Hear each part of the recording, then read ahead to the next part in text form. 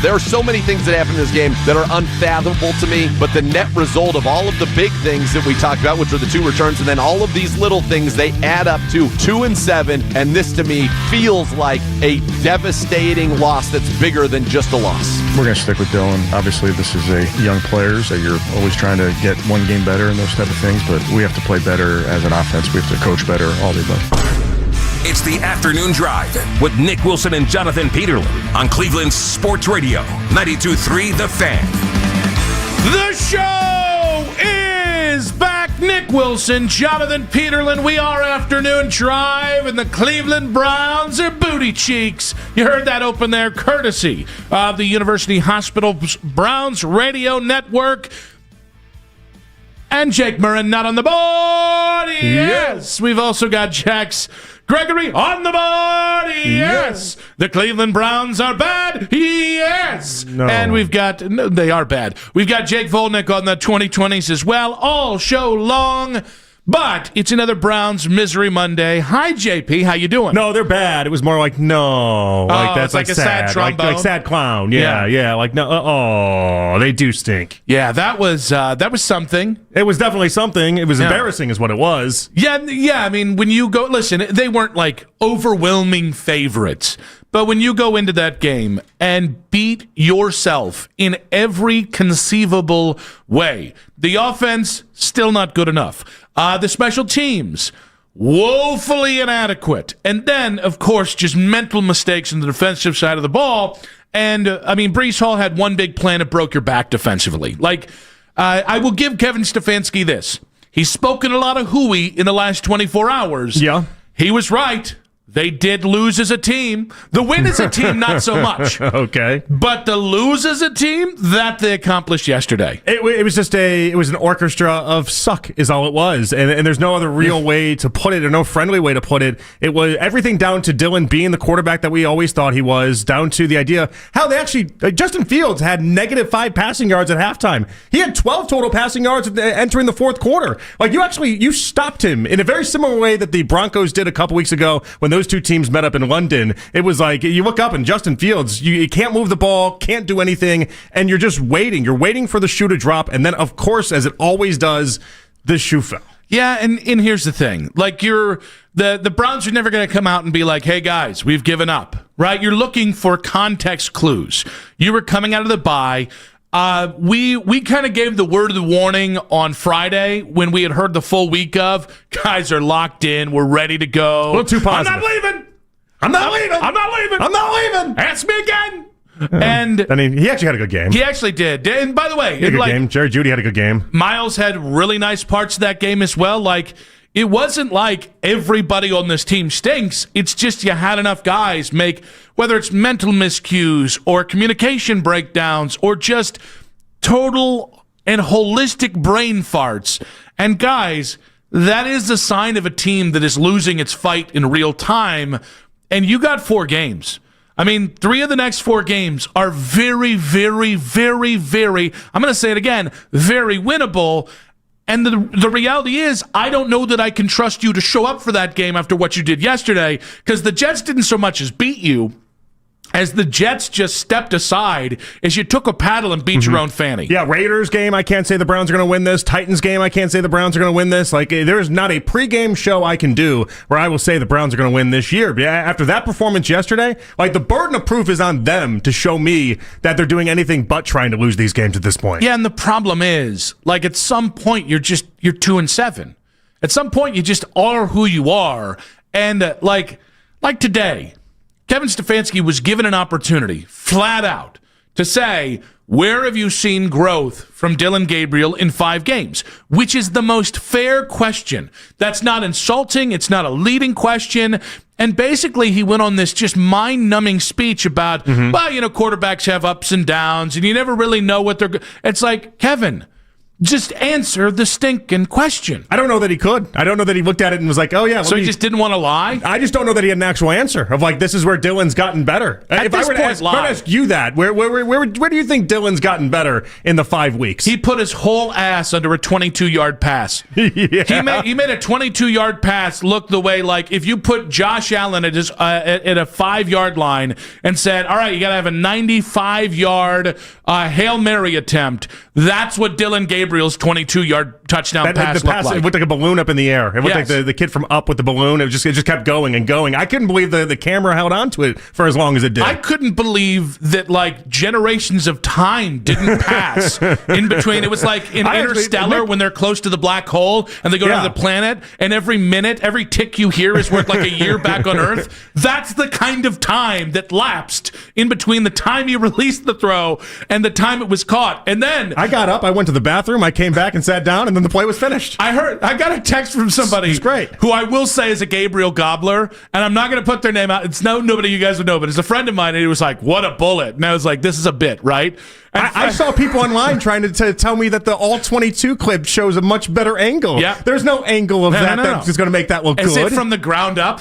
It was from behind, and it was like, see, look, he puts it in the only place that Jerry Jeudy could have caught it. Only place, my ass. Jerry came back for the damn ball. Also, by the way, what are you talking about? By the way, this is the reason why yesterday was so embarrassing is the Jets are incredibly hapless. You know how I know? Because there was a year and a half that transpired of airtime in that throw, and not one Jets defender was like, I'm going to catch that. I'm going to go after that ball. Even the defensive back was like, it's not worth going that fast. Sauce Gardner from Indy almost made a play on the ball before any of those Jets defenders actually did. I mean, you got embarrassed yesterday. And, you know, like, it's so funny because I know we're going to talk about Dylan here, but smart, tough, and accountable has always been that anytime a coach comes up with a slogan, every time in my life, I've seen a coach be like, I've got 3 words that are going to define us. Usually, the words that are going to define them is, your ass is grass, about 4 years from now. Or it's like Tony Romo on the broadcast yesterday saying the Patriots are DTF. Yep. Yeah. Yeah. Do you think Vrabel came up with that one, or do you think that was Romo on the spot? I think. I hope that was. I hope that was Vrabel. I'm gonna tell you right now, Mike Vrabel is an intense man. DTF, and then you can see Jim's having a heart attack on the air. Like, I don't think he knows what that means. But like smart, all right. You didn't see any smart yesterday on the field.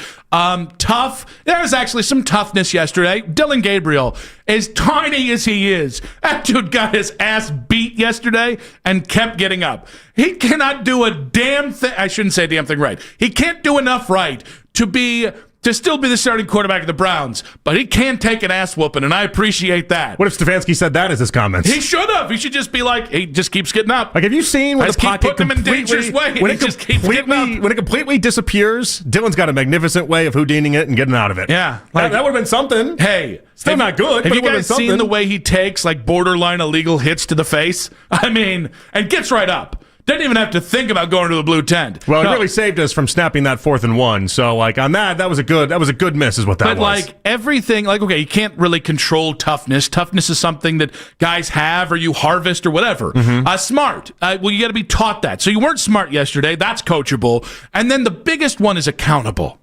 Like, guys, Bubba Ventrone has no business being employed today. He just doesn't. And even if you wanted to save his job, and this isn't about, because God bless it, I know this is going to happen. Oh, you want your pound of flesh. No, this is about accountability. If I came out here and dropped an F-bomb in the middle of this segment, and then they continued to let me do it, do you think people would be like, man, this is all about Nick Wilson? No, when I do it again, no one should be surprised. But where's the accountability? You know, and by the way, it's not just, it's because here's the thing. This week it's Bubba Ventrone, but this week it's Dylan Gabriel. He wasn't good. He's borderline unplayable. By the way, it's Cameron Thomas, who is a NFL journeyman. Those guys are sired to be shot out of a cannon when they make mistakes like this. Where's the accountability? It's just a word to these people. Mm-hmm. It really is. Yeah. And by the way, when you ask them about leadership, the locker room will say, we don't need leadership. We're professionals. And then the coaches will say the same thing. And then I watch them brain fart their way to a loss to the freaking Jets. Like, it's embarrassing. You didn't lose. It's embarrassing. They literally, the Jets said, we're thinking about 26 and 27. And the Browns were like, Well, we're thinking about 29. We're going to one-up you bastards because, we want Fernando Mendoza. Maybe that's what Cameron Thomas was doing. At this point, they might want Fernando Mendoza's kid if they're going to wait that long. But it's not about pound of flesh. There is a consequence when you screw up royally. And by the way, you're not going to cut Devin Bush because he's actually a decent football player. That was a galactically stupid move. I got 4 guys who you can just show the locker room. If you do stupid crap, you're gone. We have a zero-tolerance policy for stupid, and they're not going to do it. No, they haven't done it the entire stretch, Nick. Why would they do it now? They haven't done it the entirety of Kevin Stefanski's tenure, and it's not just Kevin, the entirety of Andrew Berry's tenure. And that's the problem. From the top down, there is no accountability. There really isn't. Make the worst trade in NFL history? Don't worry. You got another couple years on your deal. And then you get to leave and go take a job in baseball and put it as if you left and took the job in baseball. And thank God that dodo was out there at MetLife yesterday so the Browns could celebrate the absolute essence of suck that guy has brought to this town, which is wild because they weren't the 27 Yankees before Paul DePodesta, but thank God he got to be on hand as they handed that dodo his 100th career loss as chief of absolute and utter BS. You know why he had to be there, right? It's because he wasn't in Berea at any point to say goodbye to everybody. Because he's not there, because he's in California. So he actually had to, get on a plane and show up to say bye to people instead of what most people would do when they lose their job in a professional sports system, where you just go down the hall and be like, hey, guys, let's say goodbye and let's do this. But listen, I understand that fans all the time, they want their pound of flesh. I get it. Yeah. And I understand that a fair amount of the time, your job as leadership is to safeguard that. That is the kind of loss you make an example of. And so when Kevin Stefanski not only doesn't make an example, but continues to spout the same boring crap that he spouted for all 5.5 years here, you're losing the locker room. I listen, I've said this whole time, Kevin, I don't think you're as bad as Andrew is, but you just can't lose the locker room. Well, allowing Cam Thomas and Devin Bush and Dylan Gabriel to keep starting and Bubba Ventrone to still have access to the facilities. Don't be surprised when these teams show up against the Raiders, the 49ers, the Titans, 3 very winnable games, and you end up getting housed by 20 points or more. Yeah, I mean, no, you're right. The lack of accountability has existed here for a long time, and it'll continue to exist. There was no part of me that thought he was going to actually fire Bubba Ventrone today. No, that's the problem, though. I know, but that's anybody that thought that was happening. I got all sorts of fraudulent scams I can sell you because that's just not how he's operated the entire stretch of the way. This is the point that I think is important here. Right. This wouldn't be Kevin deviating from who he's been. This would because Kevin has held that currency so long of, hey, I'm going to steady the ship. We're not going to make big changes. When you actually do it, it has consequence. If you cut Cameron Thomas today, and again, nice. I think he got 2.5 sacks here, a sack and a half, something like that. He's not a bad football player, but he is a journeyman. That when you do that, if you don't do it all the time, if you do it sporadically or periodically, it actually has meaning. But instead, it is, well, we got to coach better, we got to play better, we got to think better, we got to go to the bathroom together better. Guys, you should not have lost that game. You just shouldn't have. Right. And if I hear one more person trot out this is who we thought they were going to be, guys, they're losing games they shouldn't lose. It's the first time they've been favorited all season. Or wait, wasn't there one other game? No, it's all season long. All season long, and you didn't just lose.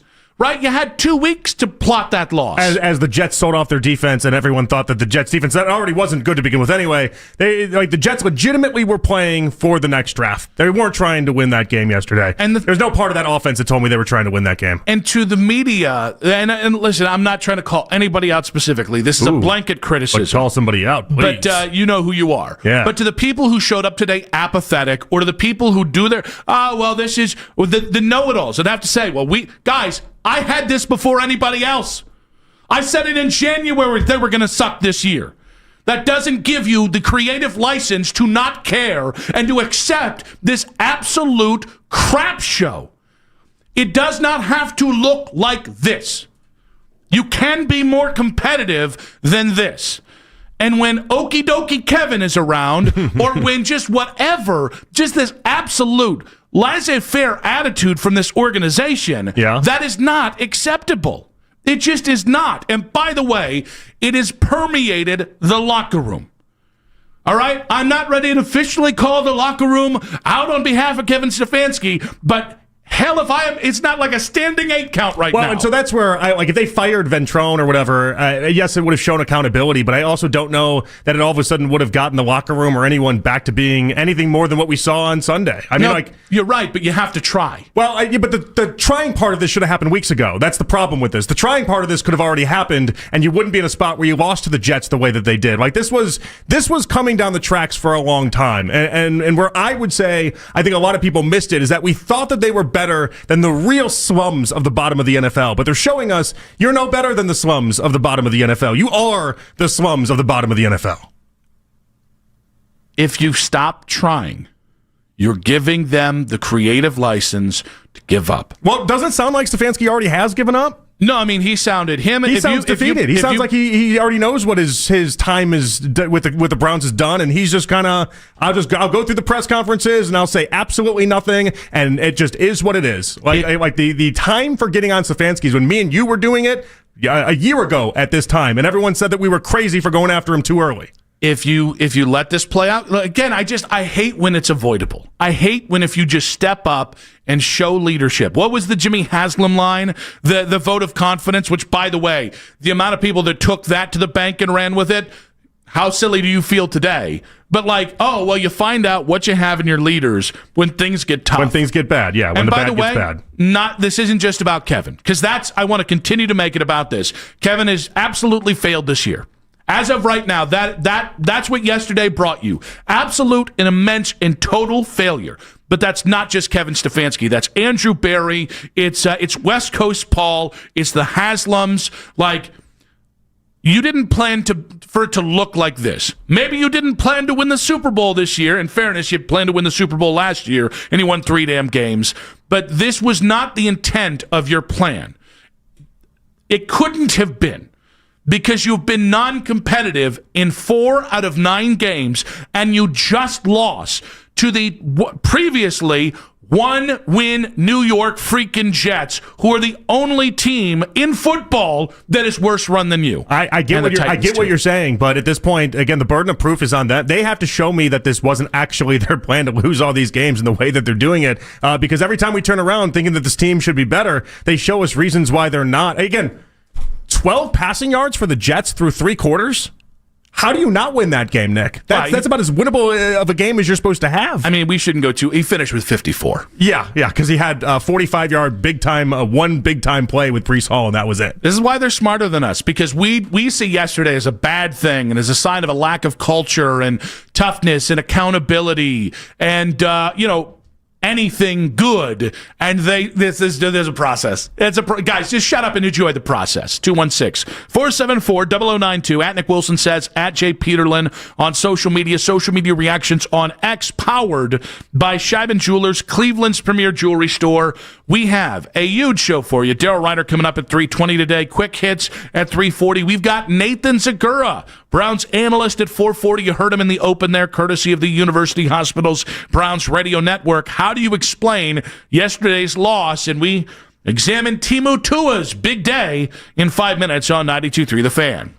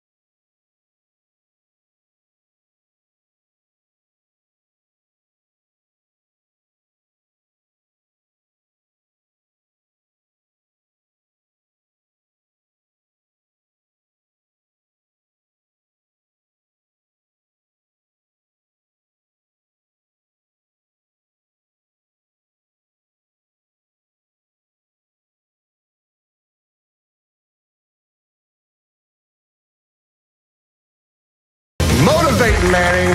When I say insurance, you say financial services. Insurance. Financial services. Insurance. Financial services. Now, when I say nationwide, you say is both. Nationwide. Is both. Nationwide. Is both. For your insurance and financial needs, Nationwide is on your side. Nationwide Investment Services Corporation, member FINRA, Columbus, Ohio. Whenever you need to talk about the Browns, we got you covered. We are Sports Radio 92.3 The Fan. With young quarterbacks, it's understanding that there's going to be ups and downs.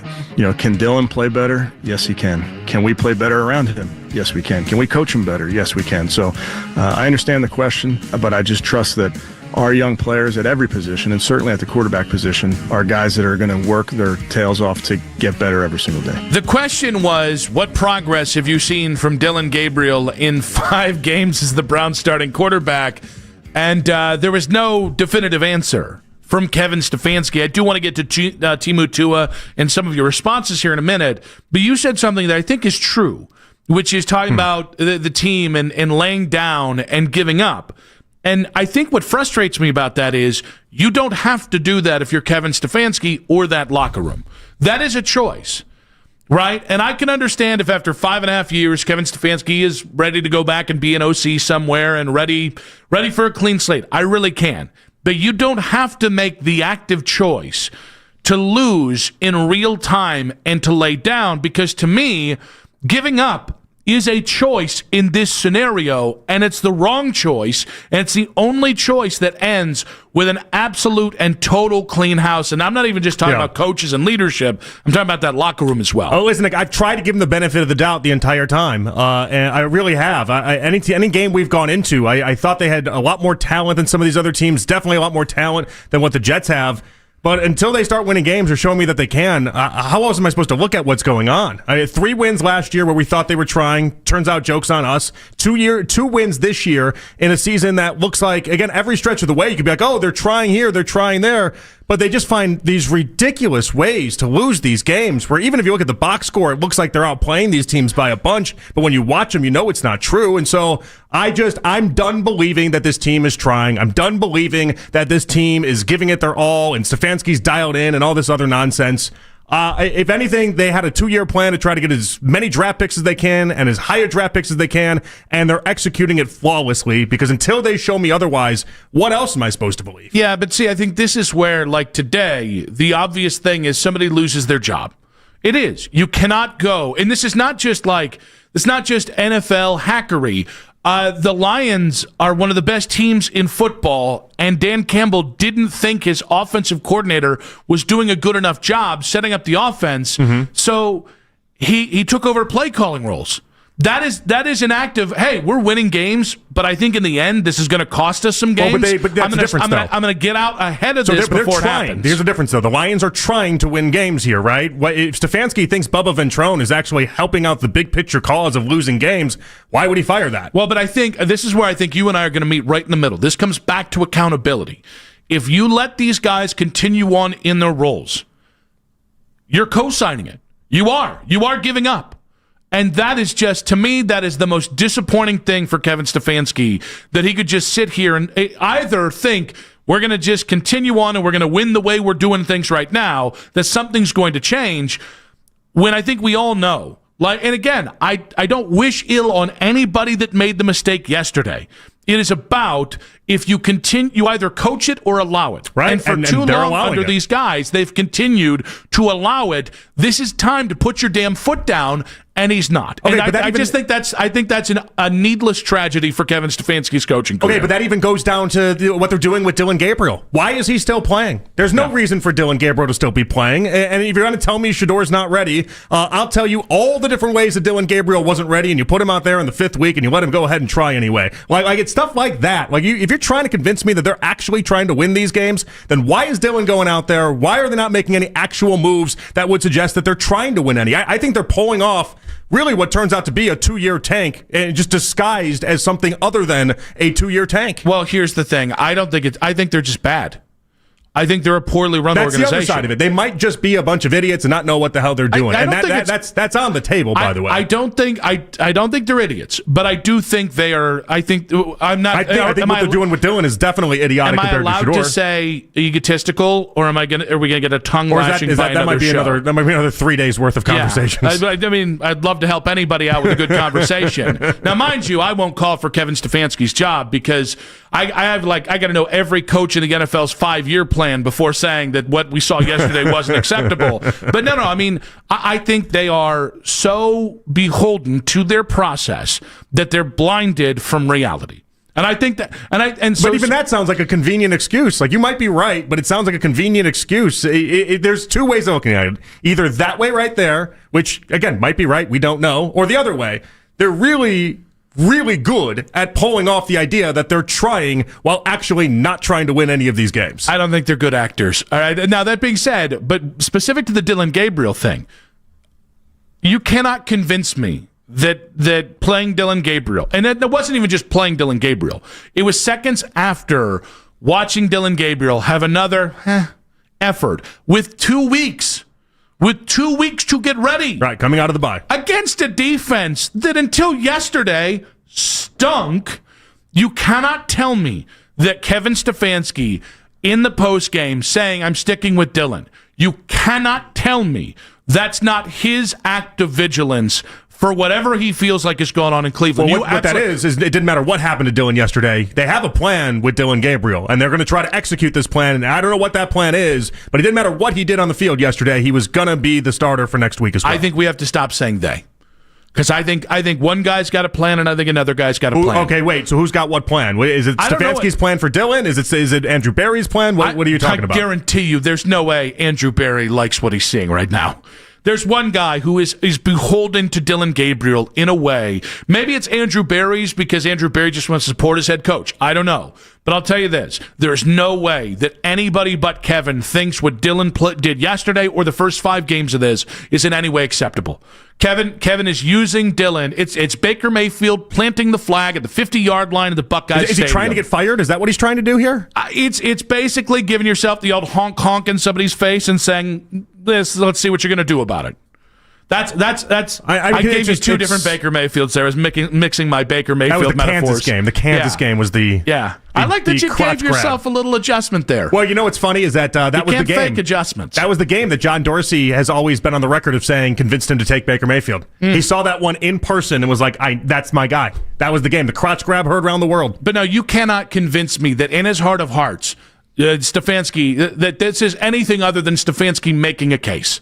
This is then making his case of, if I'm going down swinging with Dylan Gabriel because I don't want to play anybody but Dylan Gabriel. So that sounds to me like stubborn, I would say. Yes. And also sounds a little egotistical for the people keeping score at home. You can't say that. For your he's bingo many sheet? things, but he's not egotistical. For your bingo sheet, sounds a little egotistical if that's the actual plan that he's playing out here. He might be a bad head coach, but he's not. He might be a simp, but he is not egotistical. How dare you? I don't know about simp, but in this instance, there's a chair that he sits in. I don't know about that. In the corner of the room. Still don't know about that. But he's not egotistical. But in this instance, he checks off the box of bad coach and egotistical if this is the route that he's going to go. I don't get it. Why would you continue to throw Dylan out? Nothing's happening with Dylan Gabriel. Nothing's happening with Dylan Gabriel. No, it is. We're watching. Like, Shedeur could actually save Mighty him. Mouse get his ass kicked every weekend. Mighty Mouse. Shedeur could actually save him in some sense.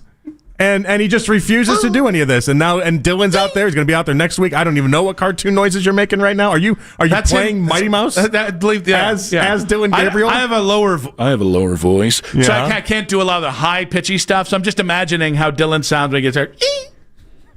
It does. The first one sounded like a dead mouse. Yeah. Well, they keep putting him out there to get his ass beat like last. Oh, also, just so the Browns know, you can run outside the tackles. I don't know if anybody's told them that. I know the forward pass has pretty much been banned by the Cleveland Browns since they put Dylan Gabriel in there. He actually did make a couple passes beyond the sticks. His ADOT was about 6.5. Means he's up. Doggy. He's up about a yard and a half. That's about average. No, that's about 24%. That's still well below My average. spirit's been crushed again. Dylan's 216 still well below average, everyone. 474-0092. How do you explain yesterday's loss, and how far will you take the Gabriel experiment? I promise to you, we will get to you guys next as well in about 5 minutes on 92.3 The Fan.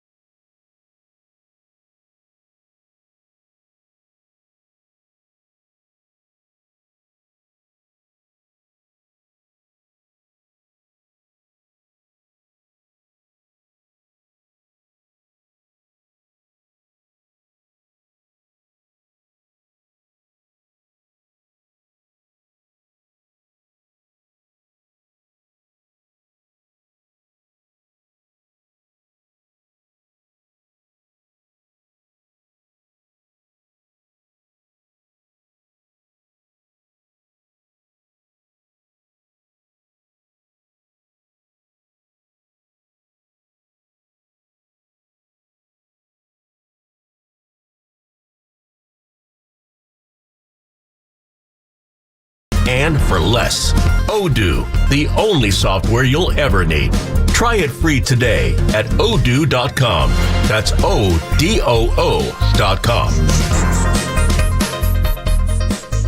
You can now watch The Fan live on YouTube. Catch The Ken Carman Show with Anthony Lima from 6 till 10 a.m. and Afternoon Drive with Nick Wilson and Jonathan Peterlin from 2 to 7 p.m. each and every weekday. It's free. Subscribe to 92.3 The Fan on YouTube.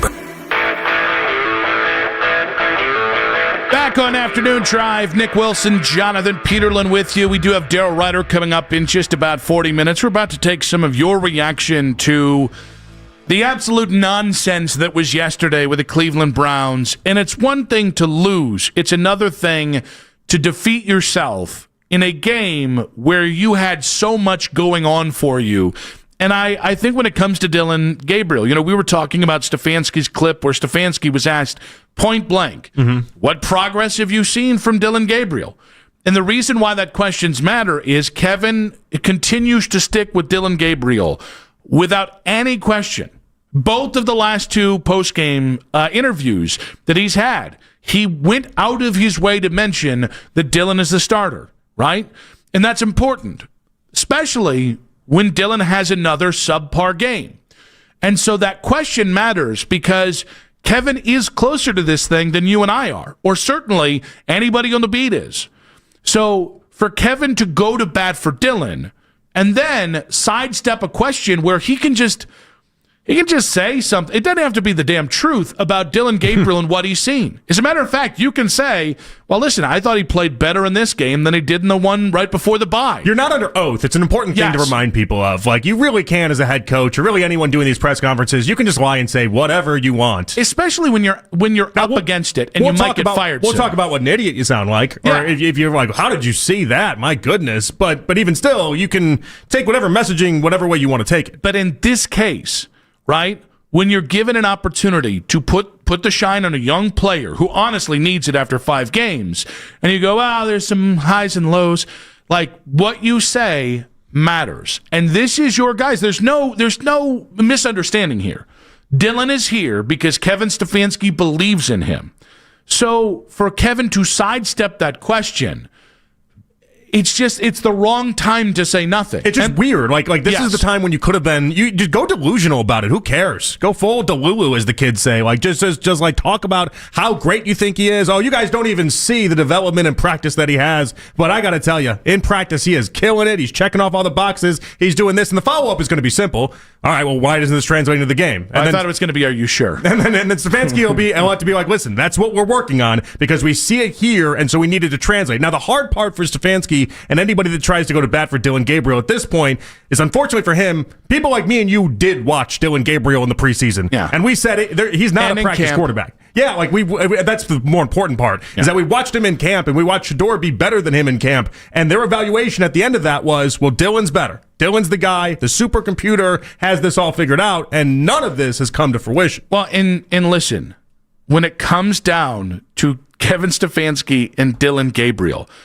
the easiest thing to say is, I thought he threw to the sticks more. Because he did. He did. That 22-yard touchdown throw is impossibly long in the air as it was. It was like a seagull dropping down into the heavens, right? Against like gale force winds. Dropping down to the heavens. I know. It wasn't great. Maybe he got shot. Maybe the seagull got shot. Okay, it was like a dying quail. There we go. However, that's a pass he doesn't make 2 weeks ago. The first down pass that was right to the sticks, that's a pass that Dillon doesn't The make. one up the sidelines that wasn't actually completed, but at the time Archuleta thought was completed. Yes, and by the way, it doesn't mean Dillon played well yesterday. But that's an obvious thing that if I was in the business of Dillon Gabriel, I can be like, he tried to throw the ball down the field more. Look at his ADOT. That's a simple thing. And by the way, what does it mean? It means quite frankly that you're not putting him out there to spite somebody. Because at this point, the only conceivable way, if you can't see any sort of development from Dillon Gabriel, the only conceivable thing that I can think is, well, you're either doing this because you really hate Shador or you're really trying to stick it to somebody in the front office. I mean, we can go down I went way too galaxy brain yesterday trying to come up with reasons for why he'd still be going with Dillon Gabriel. All roads lead back to I just don't think he knows how to evaluate quarterbacks at this point. Mm-hmm. I think at this point, I think his evaluation is off. I think I don't think he understands what to really even do with quarterbacks at this point. I've called him a broken toy at many aspects of this whole entire venture. I think he needs a new change of scenery. He needs a new environment. He needs something that isn't the Browns right now, because being a head coach for this football team has gotten him way away from what we once thought he was good at. In that first segment, I went off on the idea of accountability. All right? And that word, if you misuse it or if you use it and then don't back it up, it's tantamount to nothing. It's the same with leadership and all the other buzzwords people want to use that they don't ultimately end up understanding what it means. But specific to Dillon Gabriel, to me, Kevin Stefanski is doing with Dillon Gabriel the same thing he's done previous years in Cleveland, and that is Kevin would rather lose his way than win a way that he does not find to be valid. And that is just, it is so frustrating to watch a guy that I don't think is an idiot, that I do think it seems like a nice guy. I've never had a bad interaction with him. It does seem like a nice guy. It's so frustrating to watch a guy preach accountability and then not hold himself. The ultimate accountability is winning in the pursuit of winning.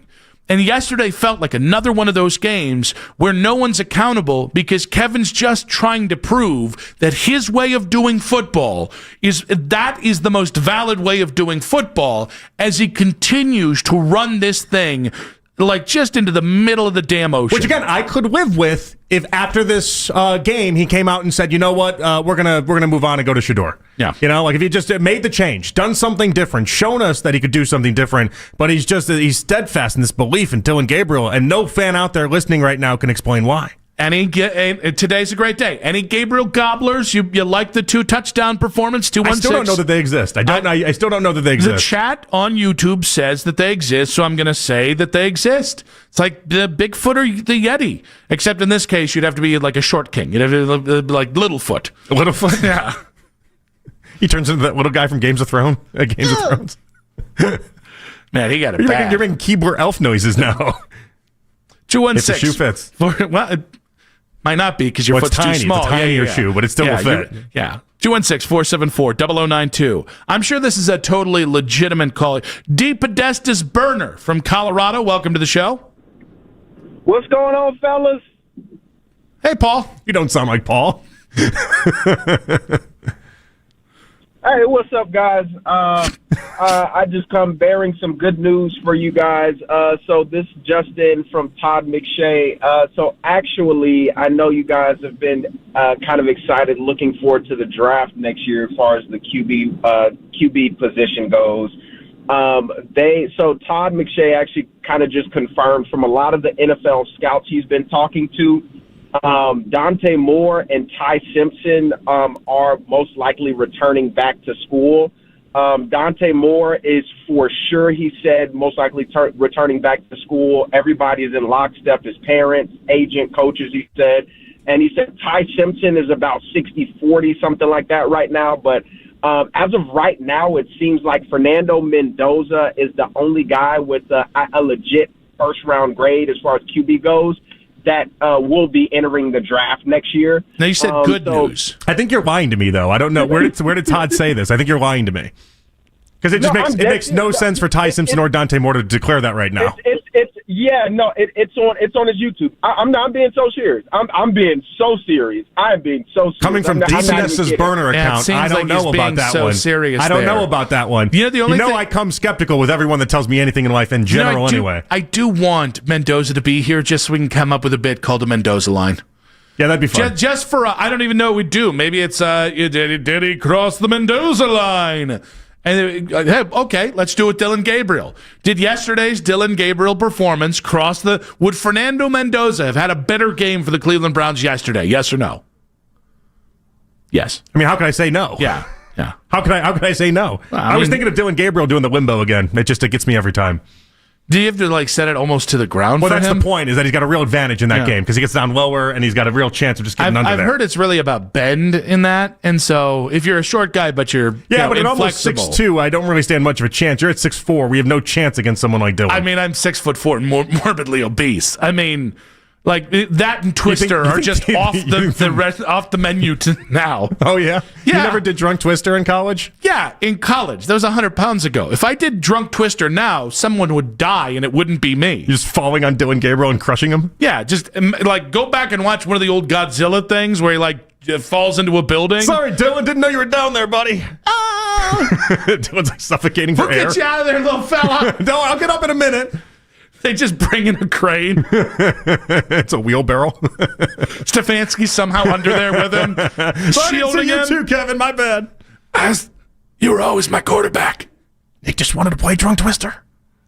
I don't know where to go with this one. Cam in Cleveland. Welcome to the show, Cam in Cleveland. Hello? Hello, Cam. Hello, Welcome to the Cam. show. What you got, buddy? No, it's Ken, not Kim. But yeah, no, I called. Sorry, Carl. Because, Sorry, like there. I said, No, that was rude. All right. No, that was rude. right. Oh, you're not going to speak? No, I'm sorry. I don't care. With love, Ken, Carl, Cam. Just get to it next time. It's a Browns Misery Monday. We got some misery to extol. Rob in a car. I hope that's your real name. If not, get with it. We just went over drunk Twister, and now we're like, you guys need to be in the hurry up offense. Yes. Okay, guys. All right, It's Rob. my real name, and Nick, you said they can't just be stupid, but they can. I had Brock look it up. The Cleveland Browns since 1989. No, we're not quoting Grok. The worst professional sports team in any pro sport. Now, having said that, I am no football guy. I don't watch film. I just watch the game. Dylan Gabriel can only turn to his left. He's left-handed. He only goes left. So every time the Jets came with a rush, he turned to his left and got crushed. So putting that kid out there until he learns to go to his right, you're just asking for this kid to get lit up week after week. The sack he took, he went to the right. The very end sack, that one he went to the right. Well, the one that solidified the game essentially. Well, all the other ones he went to his left. If you watch the film, you'll see. I thought you said you weren't a film guy. To go left. What's that? I thought you said you weren't a film guy. I'm not. I just watched the game. But the thing is why did they get rid of Flacco? That was stupid, right? There is no logical reason, or if there is, they haven't said one, why they decided to get rid of a guy with a proven ability at this level in favor of a kid that is obviously way overmatched. And I like Dylan Gabriel as a person. I like the kid really well. They're gonna kill this kid. They're gonna ruin his career before he even has a chance. If I was this guy's dad, I'd be freaking out. Well, Rob, I got two things here. The silver lining with the Flacco thing is, and I appreciate you, they weren't going to let him throw it down the field anyways. So they were just going to continue to have him be a check down Charlie. And as it relates to Dylan, you can't ruin a career of a guy who most likely was never going to have a great career in the first place. Dylan can't years from now be like, man, never got my chance and my opportunity. Yeah. You're a third round pick. Yeah, you had 5 games when you maybe should have gotten 3. Yeah. Actually, no, you're going to get 6 games when maybe you should have gotten still 3. And unless your name is Jalen Hurts or Dak Prescott, if you are a franchise quarterback in the NFL, you were drafted in the first round. 216-474-0092. Still got a lot of calls here. Sorry, Cam, Ken, Carl. That's on me. We might be back. That was on me. I'm a little fired up about the Browns. How do you explain yesterday's loss?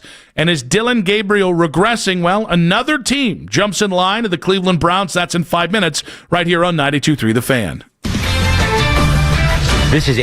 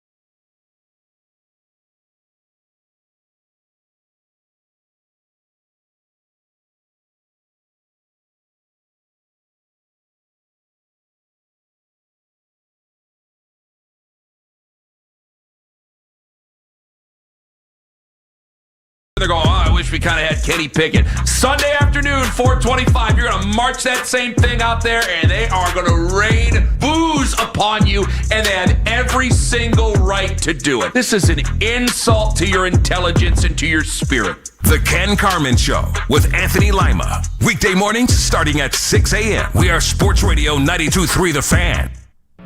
It's the 3 o'clock hour on Afternoon Drive. You can listen to The Fan anytime, anywhere on the free Odyssey app or by telling your smart speaker to play 92.3 The Fan. And now you can find The Fan on YouTube, including The Ken Carman Show with Anthony Lima, 6 to 10 a.m. and Afternoon Drive with Nick Wilson and myself, Jonathan Peterlin, 2 to 7, live each and every weekday on The Fan's YouTube channel. Subscribe to our channel for free to watch all the best content from your favorite shows in The Fan, live and on demand now. Back on Afternoon Drive, we got Daryl Ryder coming up in about 20 minutes. Quick Hits coming up in about 40 minutes. But obviously, another Browns Misery Monday. And yesterday was just a self-inflicted stupid loss. And I think that's what's... If you just didn't do stupid things, you would have gotten the win. And I understand that, I understand that there were people looking yesterday was a very favorable day for your draft position. Jacksonville lost, and then multiple teams in front of you won. And honestly, even the news of Brian Daboll getting fired, they didn't promote the running backs coach. They promoted Mike Kafka, and I think that's a sign they want to see what they have in him. Definitely so is. Yeah. I don't think they're giving up. So, I get that you can come out of yesterday and go, but the draft positioning, no. I'd like to win football games, especially winnable games. I know Baltimore's a tough task. Get it. All right? I'm not going into Sunday expecting them to win. But in a game that all of us agreed, hey, if you lose, this is a really bad look. You're a favorite on the road. And by the way, Vegas totally accounts for the fact that you're dookie on the road over the last 2 years. For you to lose that game in that way, that's unacceptable. That's where we scream about accountability, because that game didn't have to go that way. And the fact that it does, again, with you coming off the bye, that is the typical team loss. Yeah, but I did have a moment yesterday. I got my buddies that I'm chatting with throughout the game, and some of them are making that suggestion of oh, this is a good loss. No notes. They're doing it perfectly, all these other things. And I'm like, yeah, but that stinks. That's not fun for anybody, and it really isn't. But until they can show me they can beat teams like the Raiders or the Titans, how am I supposed to believe anything other than what is their plan is going to script right now? I used to be on the other side of this, that they were trying to win games, and they were trying to be competitive, and they're trying to do this, and they're trying to do that. You keep losing in such stupid ways, unfathomably stupid ways. Maybe I'm just the idiot in this whole equation. No, well, I don't want to rule that out, but no, it I don't think might be a possibility. No, I believe for so long this team was actually better than what they've been telling us that they, or better than what I think a lot of national people had been telling us. And the truth is that they're really not. And when you find and come up with creative ways to lose like they do consistently, I'm just led to believe it's a coaching problem. It starts at the top as well, and it just trickles all the way down to a spot where they're just not capable of winning, Nick. I just think it's stagnant, and I think the message has fallen short. I think the cohesiveness has fallen short. I mean, guys, Carson Swessinger has been incredible in that. I thought we were going to lose that kid for a couple of weeks. That kid's playing yesterday. I had no idea how he was playing yesterday. And yesterday, he made one of the dumbest mistakes you can make, which was Justin Fields was going to the ground, and Carson tried to cover him up. And Carson got up. I understand that, and there was another ticky-tack. I think it was Fenton Jr. got hit for a false start. Yeah, where he barely flinched. They were ticky-tack, but it's like, guys, you can't make dumb decisions like that. You just cannot, because you now have the reputation. Kevin Stefanski's teams, for even the good teams, had the reputation of being highly penalized teams. So the refs are looking for it.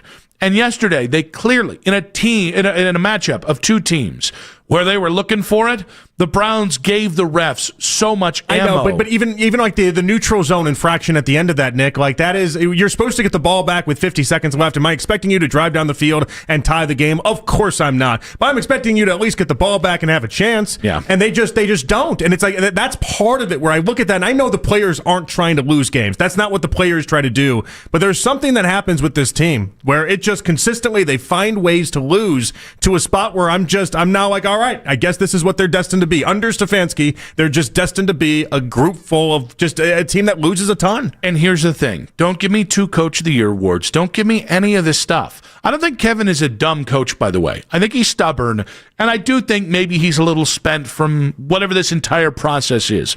I get that.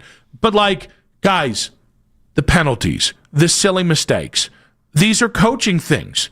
Right? Like, in fairness, like, I don't know if you watched the Bucks-Patriots game yesterday. I did. But did you see Travion Henderson? That's how I came up with the DTF from Tony Romo. Who was on the big run down the sidelines, and he's looking over at the sidelines. Be like, do I go in? Do I not go in? Am I allowed to score this touchdown? That's a team that has been drilled in situational football so that a guy's about to score glory, which, by the way, Travion has not done a lot this year in New England. He was awesome yesterday. It was fantastic yesterday. And his first thought is, oh, crap, I better look over at the sidelines because I can't remember what I was told. He got in the doghouse with Vrabel. Vrabel didn't care when he was taken or selected or anything. And then you fast forward. He's only in that game yesterday because of a different injury, Nick. Yep. He's not in that game because all of a sudden Vrabel's like, I believe in you, get after it. He's in that because that's what they needed because of an injury. And then he got a chance and he broke off a 68-yarder and a 59-yarder and was just awesome in that game. But like that's... But if you take those 2 big plays out, he's only got like 30 yards in the day. Yeah, right? Yeah. Hashtag analysis. But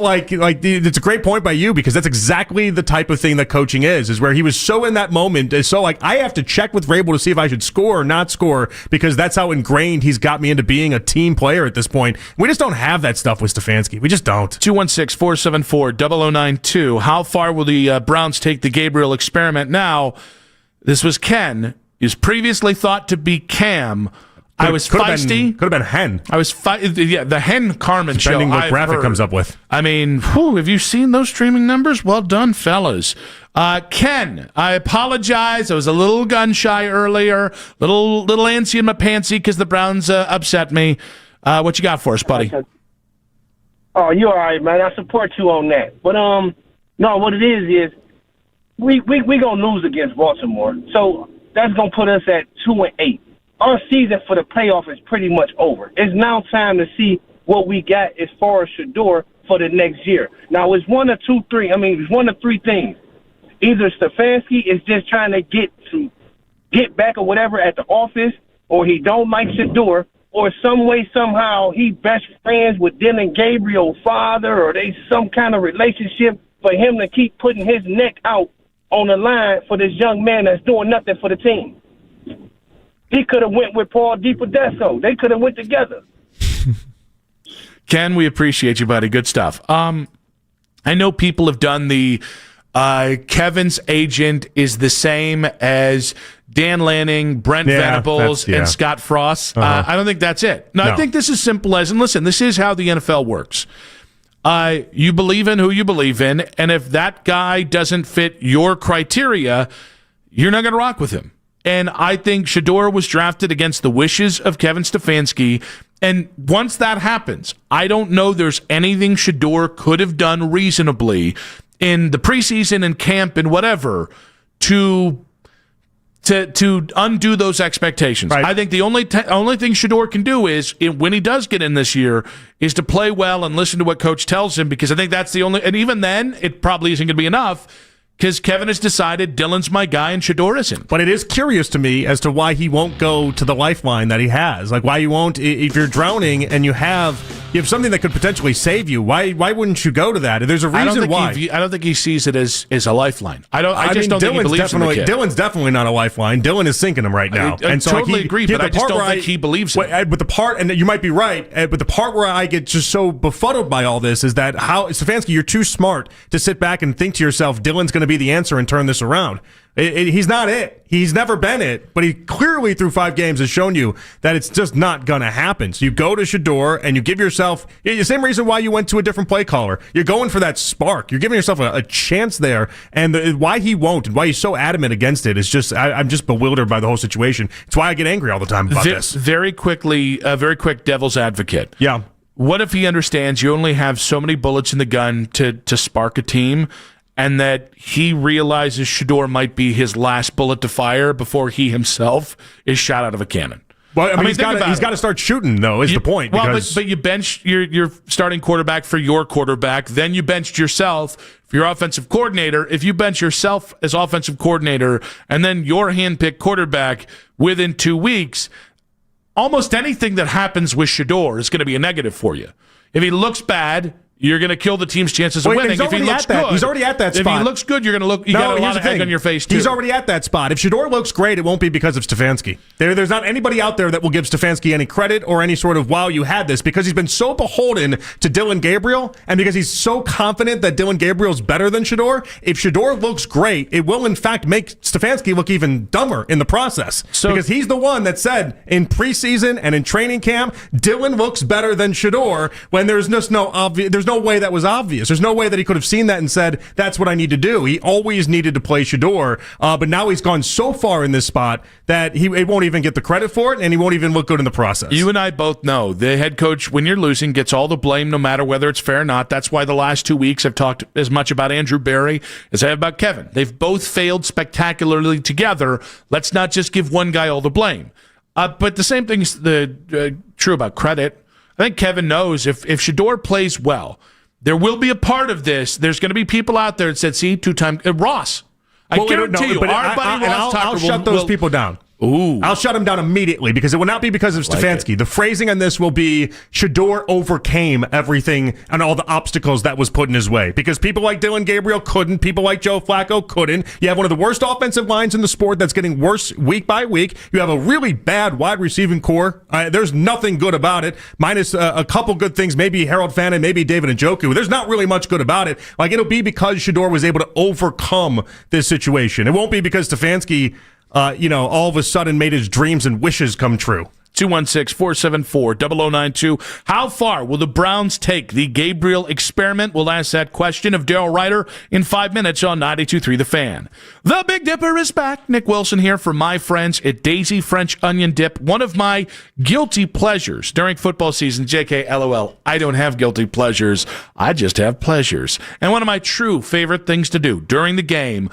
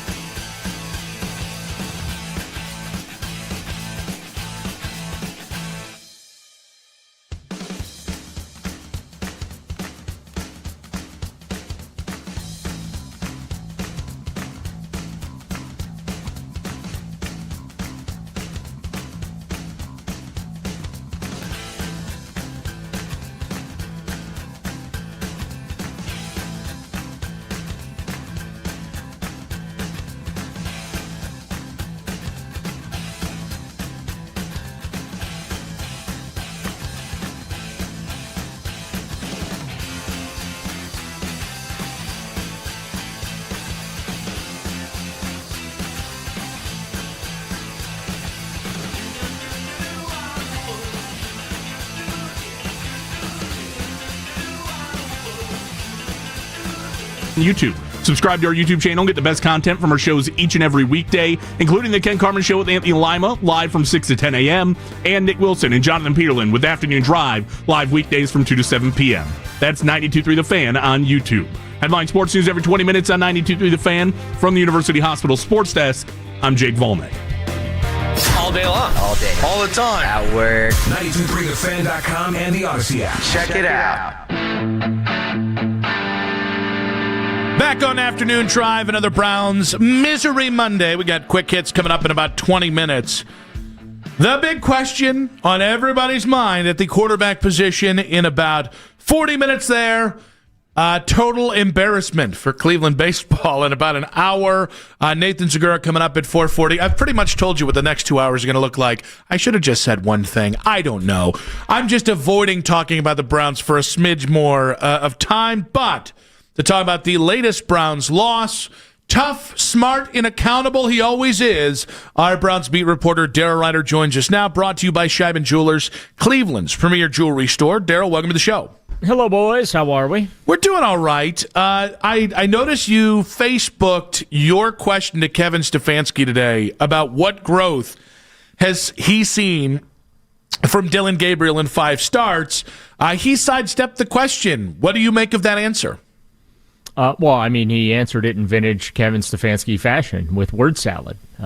Same thing with my follow-up question about what they're going to do as far as getting Shedeur Sanders on the field, because Jimmy Haslam is the one that said in training camp have to see both quarterbacks. So what does that look like? What does the timetable look like? These are questions that fans want answers to, and Kevin, in typical Kevin fashion, didn't want to answer either question. The first one, I understand both. The first one, he has no answer because there has been no improvement. And then the answer to the second question is, you don't want to put that out there because now all of a sudden, Dillon Gabriel is looking over his shoulder as far as when he's going to be replaced. So I understand why Kevin don't want to answer either one of his questions, but those are questions that fans absolutely want and deserve answers to. Well, and even like the Dillon looking over his shoulder, I thought Dillon yesterday in the postgame was very blunt and honest about his situation, like understanding that you can't keep playing the way that he's playing and expect to keep your job. Now, did they have to lower the microphone for him? I'm not sure. Daryl, did no, people, I didn't know. I didn't. Did they lower themselves, or was it just a normal situation? Maybe they had for like Dillon? a little step up for him. You think? Yeah, I don't know, but quite frankly, I think part of the biggest problem for Dillon Gabriel is he can't see what's going on down the field. Plain and simple, can't see beyond the line of scrimmage. And so, look, he's none of the things that the Browns told us he was when they drafted him, right? Extremely accurate passer, can read a defense, it can extend plays and make something out of nothing. He didn't do any of that stuff. So, again, the answer you're looking for is 0 improvement in the 5 starts that we've had to watch him. I anticipate there will be no improvement this weekend against the Baltimore Ravens. Can't wait to watch that beatdown. Little something for folks to look forward to. They'll be 2-8. No one will lose their job, no matter how bad anyone performs. Whether you jump off sides, that ultimately seals the fate in the game. Whether your particular unit continues to not do their job and cost you games and points. Your job is safe, regardless of whether or not you have the ability to actually run the offense on the field. You get to keep your job too. So it's a good time to be employed by the Cleveland Browns where no accountability reigns supreme. I think that is where JP and I had kind of a back and forth. In good spirits, not like a nasty back and forth, where I just said, like today, I understand Kevin hasn't done this stuff previously, but I think that makes it hit harder. Whether it's Bubba Ventrone or Cam Thomas or Devin Bush or whatever it is, today was the easiest day to make an example out of somebody for the absolute failure that was yesterday. That was all of yesterday. And instead, he came out and ushered the same thing he said for 5+ years. So does that just mean that is this Kevin just giving up, that the moment for accountability is past? I hate to say, but possibly. I mean, look, the Browns are the do something meme, and the Frank Drebin gif where he's just standing there, everything's blowing up behind him. Nothing to see here. Please disperse. Nothing to see here. That's what they're doing right now, and it's frustrating for fans to have to watch this week in and week out. And There's no accountability with the guy that put the team together either. We haven't heard from him since training camp, and the organization feels zero motivation to put him out there to explain himself. Nobody has to explain themselves, and so when the stadium's empty in a couple of weeks, the Browns will have a mirror that they can look into and basically figure out why that is, why fans aren't coming down to games, because, well, you're not accountable to your fans. And frankly, this organization really never has been accountable to their fans. They know the fans are going to show up. They know the fans are going to be behind them no matter what, win, lose, or draw, mostly lose. They've won 5 of the last 26 games. You're back where you started from 10 years ago when you brought in Paul DePodesta. You had an expensive roster that couldn't win. Well, you have an expensive roster again that can't win. You still have no franchise quarterback. That problem has not been solved. You promised fans by going through the 1-31 and the 4-44 that sustained success was going to follow. Sustained success has not followed.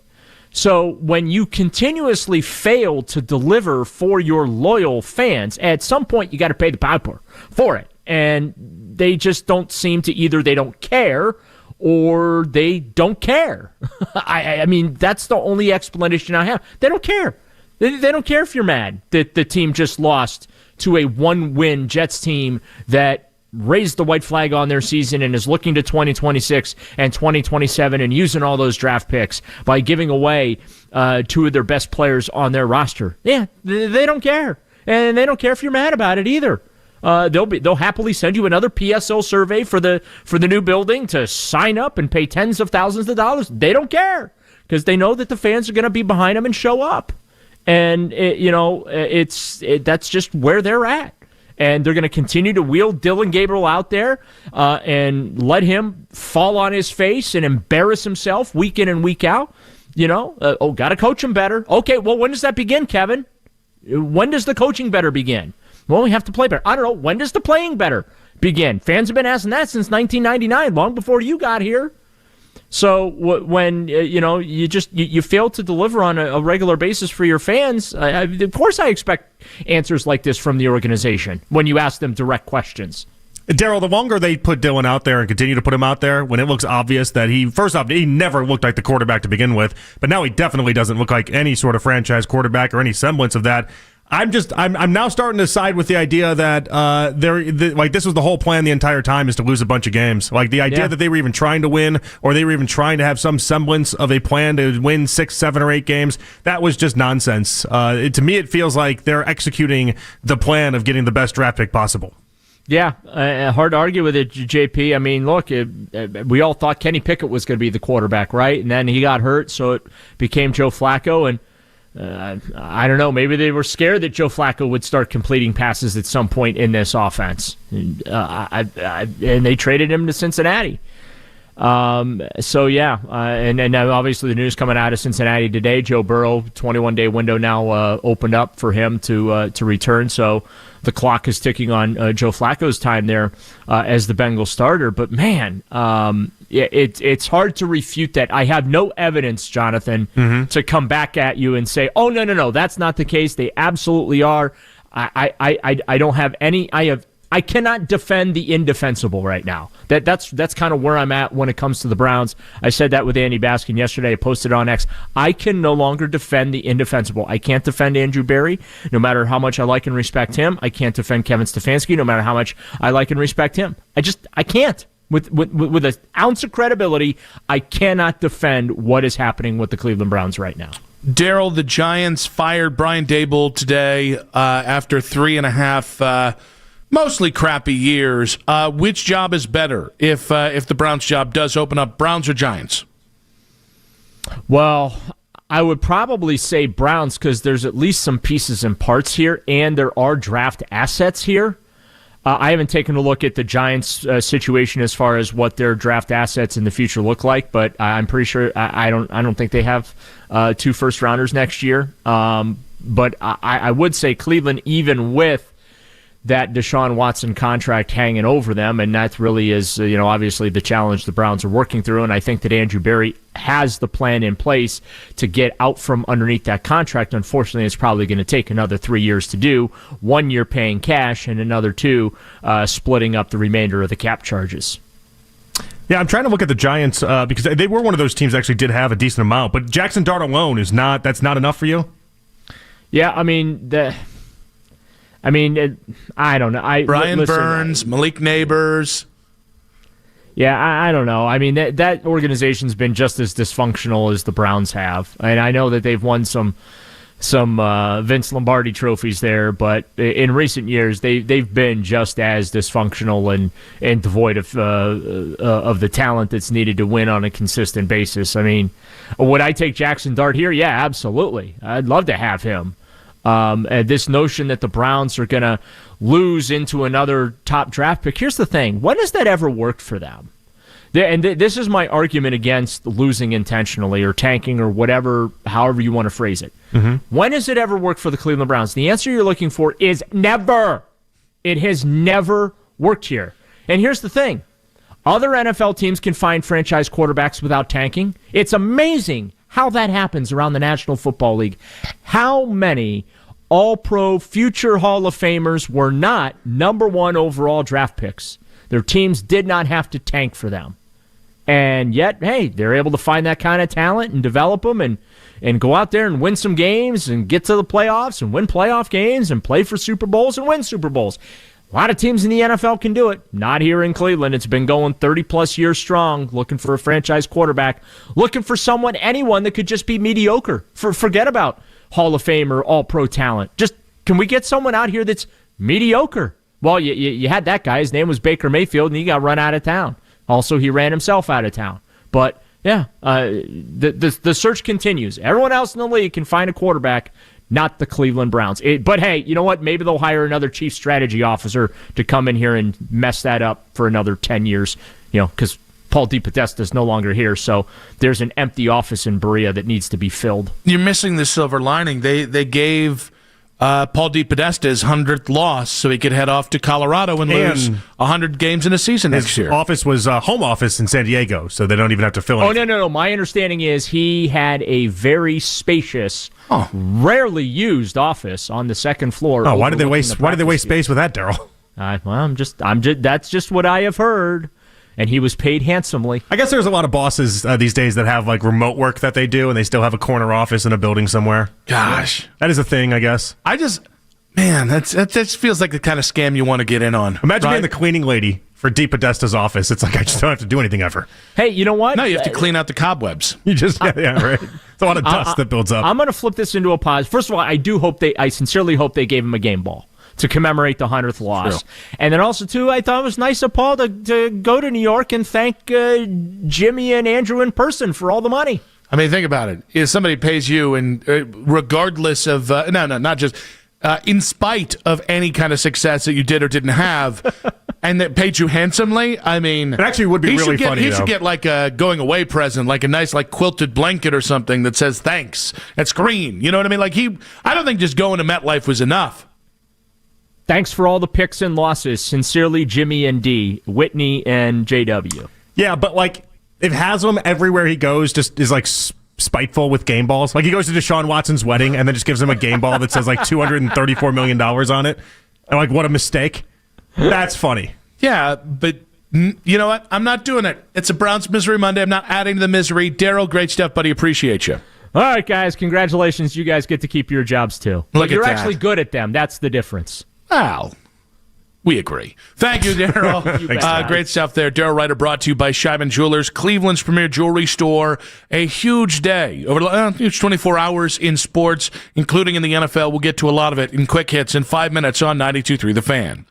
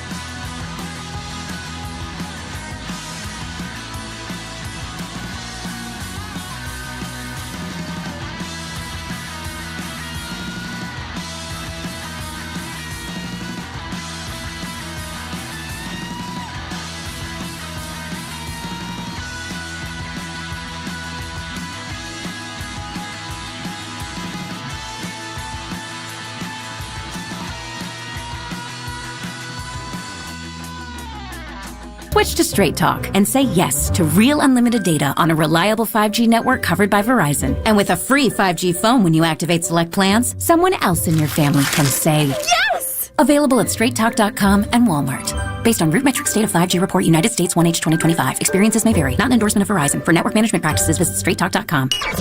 Listen to 92.3 The Fan on the Odyssey, iHeartRadio, and TuneIn app.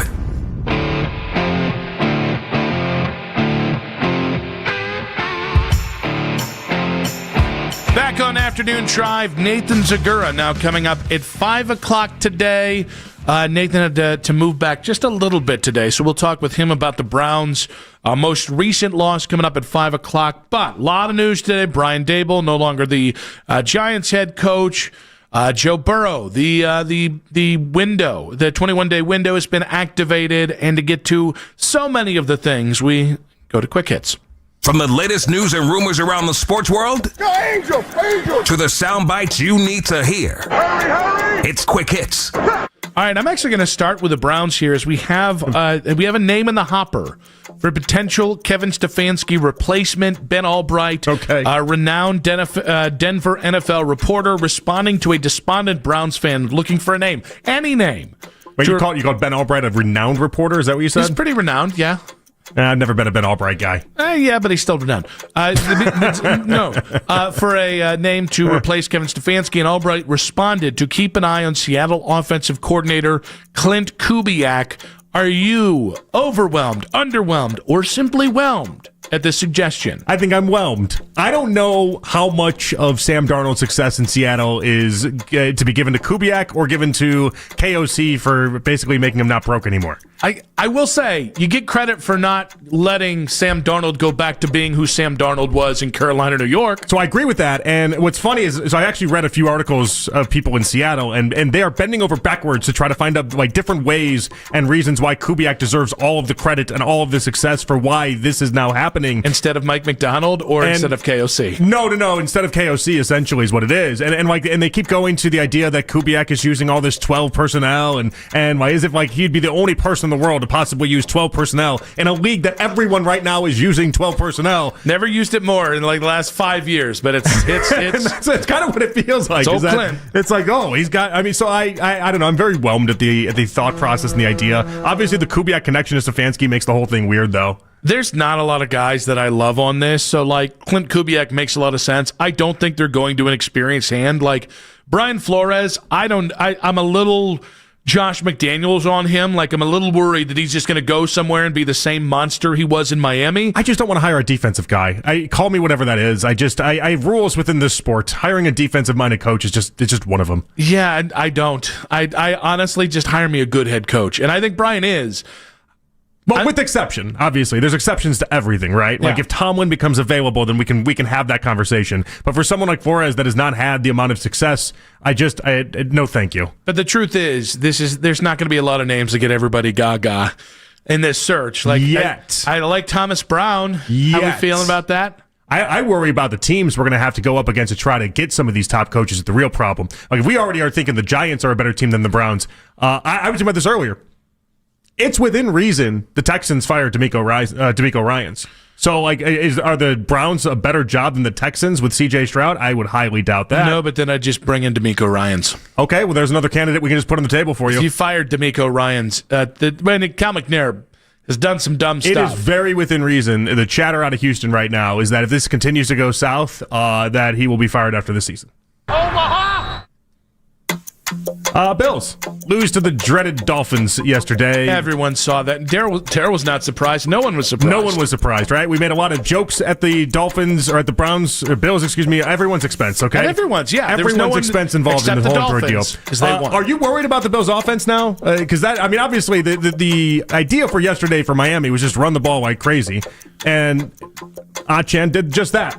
But the Bills' offense past few weeks not look good. No, I think this is the kind of stuff that happens. The Steelers' offense looked putrid yesterday as well. We'll talk about them. I think we're just in the middle of the season, and I think it's really tough for a great offense, even with great quarterbacks, to be transcendent for 18 weeks, I'm not worried yet in Buffalo. I think they're averaging like 15 points a game over their previous 3 games, though. Like it's getting to a spot where and we know they made at least attempts. We found that out yesterday to try to trade for Jalen Waddle. Like they tried to bolster up the wide receiver core. They were not able to. I do feel like Sean McDermott knows that there's a problem right now in Buffalo. The problem is where we go to hiring defensive-minded coaches. Defensive-minded coaches in the middle of the season when your offense looks like it's struggling don't really have the greatest of answers for it. That's where offensive-minded coaches always are able to come in and kind of plug the leaks and fix the holes. Yeah, except the offense is going to be fine by the end of the year. They're going to be in the playoffs, and they're probably likely to get to at least the second round of the playoffs. All right, so not a scare for yourself is what you're saying. No, not really. Okay. It's Josh Allen. I mean, Josh Allen will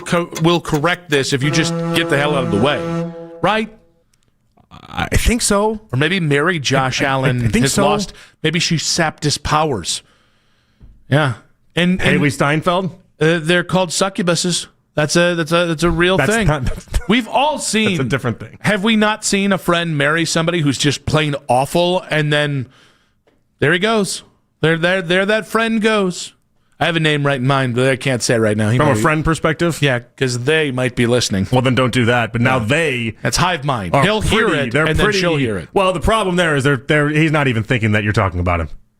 I think he might. Would you know? He might actually know. Wouldn't you? If you know, wouldn't you get out of that relationship then? No, because he doesn't see it as a problem. That's what I'm saying. He wouldn't think it's him then. No. But he knows what the collective thinks of her. Omaha! You're going to tell this? So you guys told him at some point you think his wife stinks. Yeah, I like that you think it was just at one point. And not every time you see popped up on my TV a couple days ago. It was the Vince Vaughn movie with The Dilemma, where it's like you got to tell your friend if their wife is cheating on them. The whole movie is based off of that principle. I just stay quiet in these moments with just about everything. Unless you're like a best friend of mine, and then maybe, just maybe. I've never been in the position. I don't know. I don't know the route there. Depends on my mood. How close of a friend is this? Close enough. Yeah. And you're just flat out like your wife stinks. Yeah, pretty much. Oh, yeah. I don't know that I have that in me, man. I think, because the problem with that, you know what happens? People then they break up, and then you get to tell them the real truth, and then they get back together, and then you're like, shoot, I said a lot of things I shouldn't have said. I had that happen to me a lot. I've already said the truth. I'd rather somebody stop being friends with me because I'm looking out for them than be the guy that just let you get run all over. And like, again, like, you have to be a really close friend for me to feel this way. I don't just do it for like casual acquaintances. I'm just like walking down the road and being like, she's dead behind the eyes. she's in a throuple with 3 other. You're like, no, I don't. But like, if I really love you, I can't not say something. And the cool thing is, most friends that I have, like true best friends, same way. We all kind of have each other's backs. And again, it doesn't take much for me to be like, you're cool. I guess I'm not in a spot where I've ever had a true best friend that way that has married somebody that I thought absolutely sucks. That makes me really sad. I wish you had a true best friend. Not that. You didn't hear me. A true best friend that way that had somebody that actually married someone that then sucks. Then maybe you don't have true best friends if at least one of them didn't marry somebody that really sucks. I've all married really good people. Or maybe you've just kind of... Maybe I give people too much the benefit of the doubt. I was going to say, give them the Peterlin pass. I do tend to see the best in people. That is a flaw that I have. Omaha! Tony Romo had the prime game this week. Words hard. Nick here. Patriots versus Bucks. In the midst of the call on CBS, Tony got down to some nitty-gritty analysis. This team is DTF, Jim. Patriots, details, toughness, and they finish. That's my moniker. That sounds very close to what Vrabel tells him, too. He says that too. I wish the Browns were DTF. Was he being funny, or does he legitimately not understand the acronym he was working off of? He was being funny. Here's the problem. He's not funny? No, but also he knows Jim doesn't play with those type of things. Yeah. And so like Jim Nantz is buttoned up. Jim Nantz is been the voice of CBS for a million years. He's not going to fall for that. And the problem there is that Jim's never going to play along with that. I think you got to... If it was you and Tony Romo in the booth, you guys would have done 5 minutes on it. Oh, 5 minutes. 20 minits on it. I don't know. That's a great game yesterday. You would have had a lot of runway with that one. We might have done 2 hours on it if I was in the booth. You guys would have been cackling like hyenas the entire time. It's so funny how NFL, so many of the NFL quarterbacks, I don't want to make it but like Brady, Romo, Drew Brees, like when they try to be funny, it's still not funny. Like, this is a funny concept. Funny especially if you believe that he was just being coy. Very, very funny. And then he said it, and you're like, what a nerd. He was being funny with the idea that if a CBS executive came up later and was like, hey, so we had a real problem with this, he could be like, I don't even know what you're talking about. Oh, my God. They told me DTF. Oh, that's what it means. No, this is Jim. This is where you give him the old honk honk. Tony Romo always does that. Yeah, this is where you go like, I make $17 a year. I'm Tony Romo. Just want to do crotch grabs all day. I think so. Is that what that is? We're just watching Baker Mayfield highlights in between the break. Honestly, we had it so right in the 90s. Crotch grab and we mofos. do the chops. We do a good grab. Like, as adults, the fact that we have to abandon these things is really problematic. No celebrations near that part of our bodies at all anymore. Yeah, no. And when I wanted to do that at Wadsworth football games. 6-7. Whoa, where'd he it almost go? caught it. Where'd it go? Yeah. By the way, this weekend, my kids realized that I have had the thermostat set at 67 for 3 weeks. No one has noticed, and I didn't get so much as a great laugh out of that. I was like, that is a hilarious That's bit. because the joke has gone to adults, and the joke isn't funny anymore. No. The joke was funny to kids when kids thought that like jokes didn't know what was going on, and now that jokes know what's going on. You're out of your element here. Kids don't think it's funny anymore. I was at a wedding with every niece and nephew that I have on Vanessa's side. All I heard was 6-7. It was they didn't want to give me my laugh. Well, that's a D move. It hasn't come to Wadsworth that's yet. withholding. I'm sorry. It'll get there eventually. That is withholding. When we come back, is it time to make the switch from Dylan to Shador? That's in 5 minutes on 92.3 The Fan.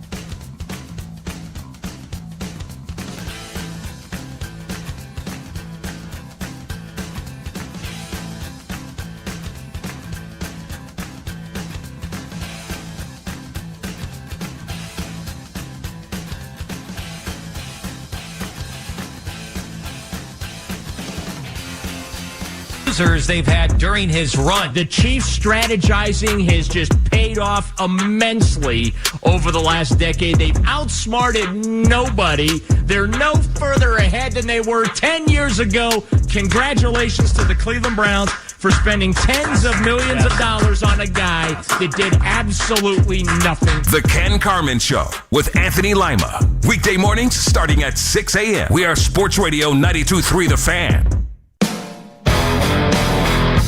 As always, you can listen to this show and all of our local shows on The Fan on Apple Podcasts, Spotify, or wherever you get your podcasts. I don't think it's fair to speculate. We're committed to getting better as an offense. Dylan is certainly committing to improving every which way he can. And all the while, all of our players, young players, are developing and working so hard behind the scenes to make sure that they're getting better on a daily basis. That is Kevin Stefanski talking about Shedor's timeline. And it's not fair to speculate on Shedor's timeline. If only you were in like a paid position with like a highly paid position where like accountability and like decisions were like that was kind of like part of your job, and then you would decide on like a player's timeline. It was like maybe like we go like a coach or like, but you'd be like the top coach, right? Yeah, maybe. Do they have a job for that? Is there like a top coach? Top manager, something like that. Yeah, then I feel like that would be the guy that could speculate on that. He could speculate on that. He doesn't want to speculate on that. No. Do you think he knows the answer to that question? Yes. Or you think it's already predetermined, their plan, their timeline, everything?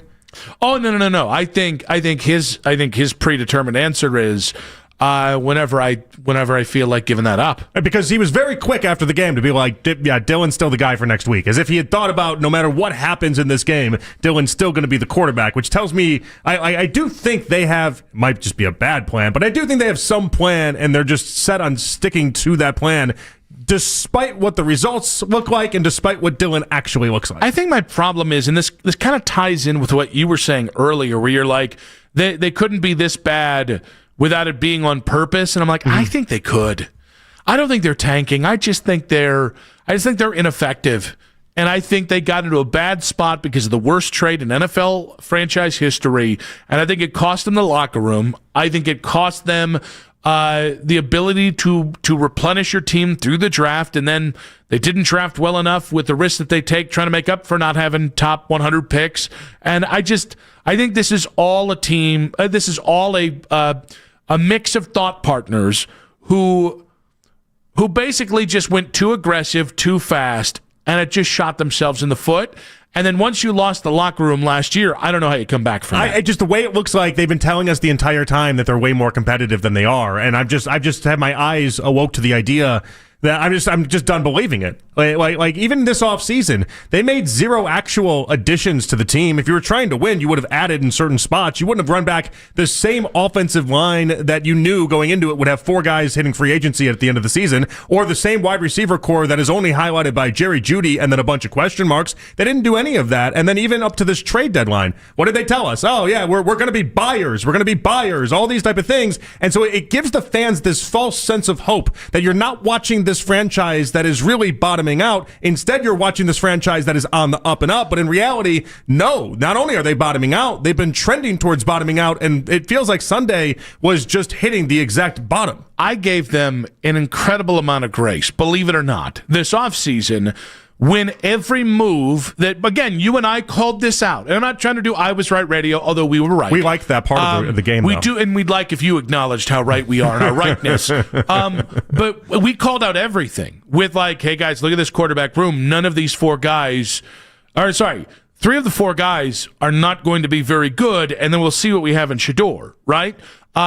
Hey, they haven't really added to this roster. They're just expecting guys to be back to who they were 3 years ago or 2 years ago, and they're relying on, we're going to go back to the old formula.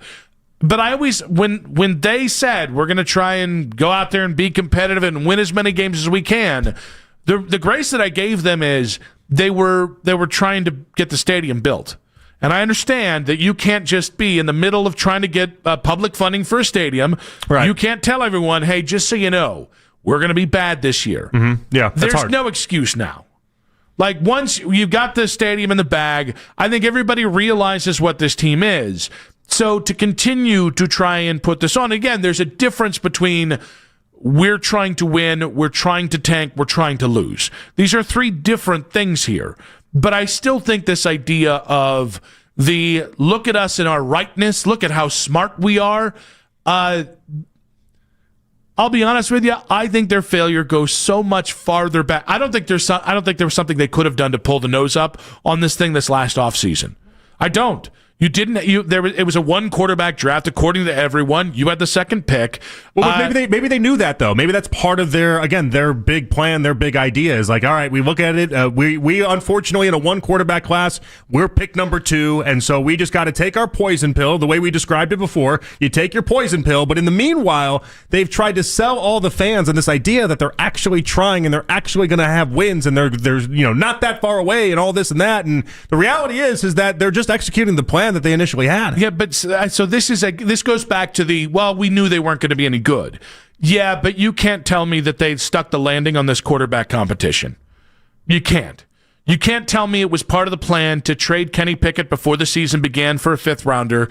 You can't tell me 4 weeks into the season the plan, or 5 weeks into the season the plan was to bail on Joe Flacco and trade him to a division rival for what tantamounts to a 6th round pick because it's a pick swap. You can't tell me that if you saw what you saw in the preseason with Dylan Gabriel, we were going to put him out there regardless. Because again, there's a difference between losing because you're not talented and losing because you've done a lot of bird-brain things for the quarterback position. The plan could have been, though, realistically, Joe Flacco, you get the first 4 games, and we're going to hamstring you. We're going to make it where you don't throw the ball deep at all. We're just going to make it where you throw the ball short, and you look like a different Joe Flacco. That's a green check mark, by the way. They pulled that off. And then you go into Dylan Gabriel, a quarterback that there were legitimate projections leading up to the draft that he shouldn't have been taken at all. You draft a quarterback like that, you throw him second out of the mix, and you just watch the whole thing just kind of stink the way that it has. Yeah, no, the funny thing is, I'm going to go back on, I think they're so blinded by their own hubris for their process that they thought that this was going to work out. And work out doesn't mean they were going to have more than 2 wins at this point. Work out means it was going to look a lot better than it was. I think this is a team, and I'm going to go back to Andrew Berry, who doesn't know how to build a winning roster, but even more importantly, he doesn't know how to build a losing roster either. Mm-hmm. Meaning a team might be short on talent, but still can be competitive. Okay, but if Andrew Berry actually does keep his job when this is all said and done, and then he gets to be there when you hire a new head coach, and he gets to be there as you try to usher this whole brand new thing in, then I'm left with nothing else but to believe that this is what they were going for and that they just executed the plan. If this is what they were going for, it's an even bigger indictment on Jimmy Haslam. For sure it is. Because and we've again, done this before. We've done this. We did 1-31. We've done this before. Well, but like Jimmy has to understand the difference between a 2-8 team with hope or a 2-7 team with hope and with guys fighting for the future and all this kind of stuff, and a team that has laid a goose egg in the most embarrassing way. By the way, in 4 of the first 9 games, when the only thing you have to do is play hard to have a chance early in the season. I don't know if you're going to lose that game, and if you're going to get boat raced by 4 of the first 9 opponents. I don't know what December's going to look like. I don't either, and that's where it becomes undefensible. I know what last December looked lose. Like. They lost 7 out of their last 8 games last year. This December's probably going to look a lot like it. We did more than just December there. I mean, that was a lot of losing involved. But I'll be honest with you, if by the end of this season, if 8 of the 17 games have been non-competitive, no one can survive. You cannot do this. The locker room is smarter than anyone's going to get credit for here. Those guys know. And if one of the guys who led to this incredible failure that wasted the prime of Myles Garrett and Joe Bitonio and Nick Chubb and traded away Baker Mayfield, if the guy who made that happen is still here, you're basically hamstringing yourself for the next 5 years after. I mean, I agree, but here's the conundrum they're going to have is that if they end up with the number 2 or number 3 or even number 1 overall pick, Whichever GM gets to take that selection, whoever's here is going to be here for years on end. It's not like they make that pick and then they're out the door 1 year later. Like, you get to make that pick and you get to see it through. And so that's why it's very important that they decide. I've already been very vocal about where I would go. I would have fired Barry. I would have fired Stefanski. Well, now, does that mean you would fire him today? Because that's a big thing you got to be able to do. Apparently, that takes a lot for a sports talk radio host to say they'll fire somebody. Yep. No. I thought that's kind of all we do is just fire people. Well, no. You got to have a plan. That's irresponsible of us, though. Is that irresponsible of us to say something like that? Yeah. Yeah, no. Listen, they're both fired, in my opinion. Here's the thing. You've been consulted in many coaching searches, all levels, even like peewee levels. You went beyond just 3 levels of football. I think you went to 4 levels of football. Yep. You've been consulted. I mean, arena football teams call me up all the time. Nicky Dubs, who are we going with? And I'm going to be like, take Johnny Manziel. Have you tried the San Jose Sharks old head coach? Because I'm a leader. That's what I do. Right. Yeah, that's right. But no, I mean, it's let's just say it. Kevin needs to be fired. Andrew needs to be fired. Mm-hmm. And you need to. And I absolutely hate full sale cleaning house. I do, because there's so much risk in it. But Kevin Stefanski has not been as bad at his job as Andrew Barry has. What's the risk in this scenario, though? The risk is that you go full cleaning of the house and you end up being as bad as this? Because that's a really hard stretch to imagine. The risk is, in turnover, good players do get washed out because they don't fit systems. And the risk is, you hire the wrong guy, you get the number 1 pick, and you draft the wrong quarterback. I'm willing to roll that dice, because the people in charge right now, I don't think could make the right selection anyway. I think you're right. 216-474-0092. We're going to go real quick here. Where do you want to go here? Oh, geez. Bernard has been waiting for a while. Bernard, you've been waiting. What you got for us, buddy? Bernard's been waiting too long. Bernard? Let's get someone we know is going to be there. Demos and Shaker's going to be there. Demos and Shaker. You got about 45, buddy. What you got? Hey, so, look, if you guys are giving out flowers for making predictions, I did say in the summer that Kenny Pickett was pure trade bait. That was the only reason that he was around. But that's not why I call. You like to be baited. I'd like to see Shedeur hit the field on special teams, okay? Because that's the only way he's going to see the field. That was a misdirection, Demos. Because Stefanski, you saw what he did. He let Baker play with a broken wing all year, did not move on from that. So either he's either incapable of doing that or not allowed to do that. And I think the same dynamic is going on right now with Dillon. Barring injury, I cannot see them taking him from the field. I mean, come on. Demos, so there's a part of what you're saying does scare me, and Nick, it scares me because I wondered aloud whether or not that is a reality that the Browns have right now, where it doesn't matter what happens this season, Shedeur just will not see the field, and they're saving him for 2026, or they're just going to just never even put him out there in general. I don't know what it looks like, but the thought does scare me. Yes. Is it time to move on to Shedeur? Kevin Stefanski says no, and I want to get to that idea of whether Kevin Stefanski is allowed to go to Shedeur or not, coming up in 5 minutes on 92.3 The Fan. Hey!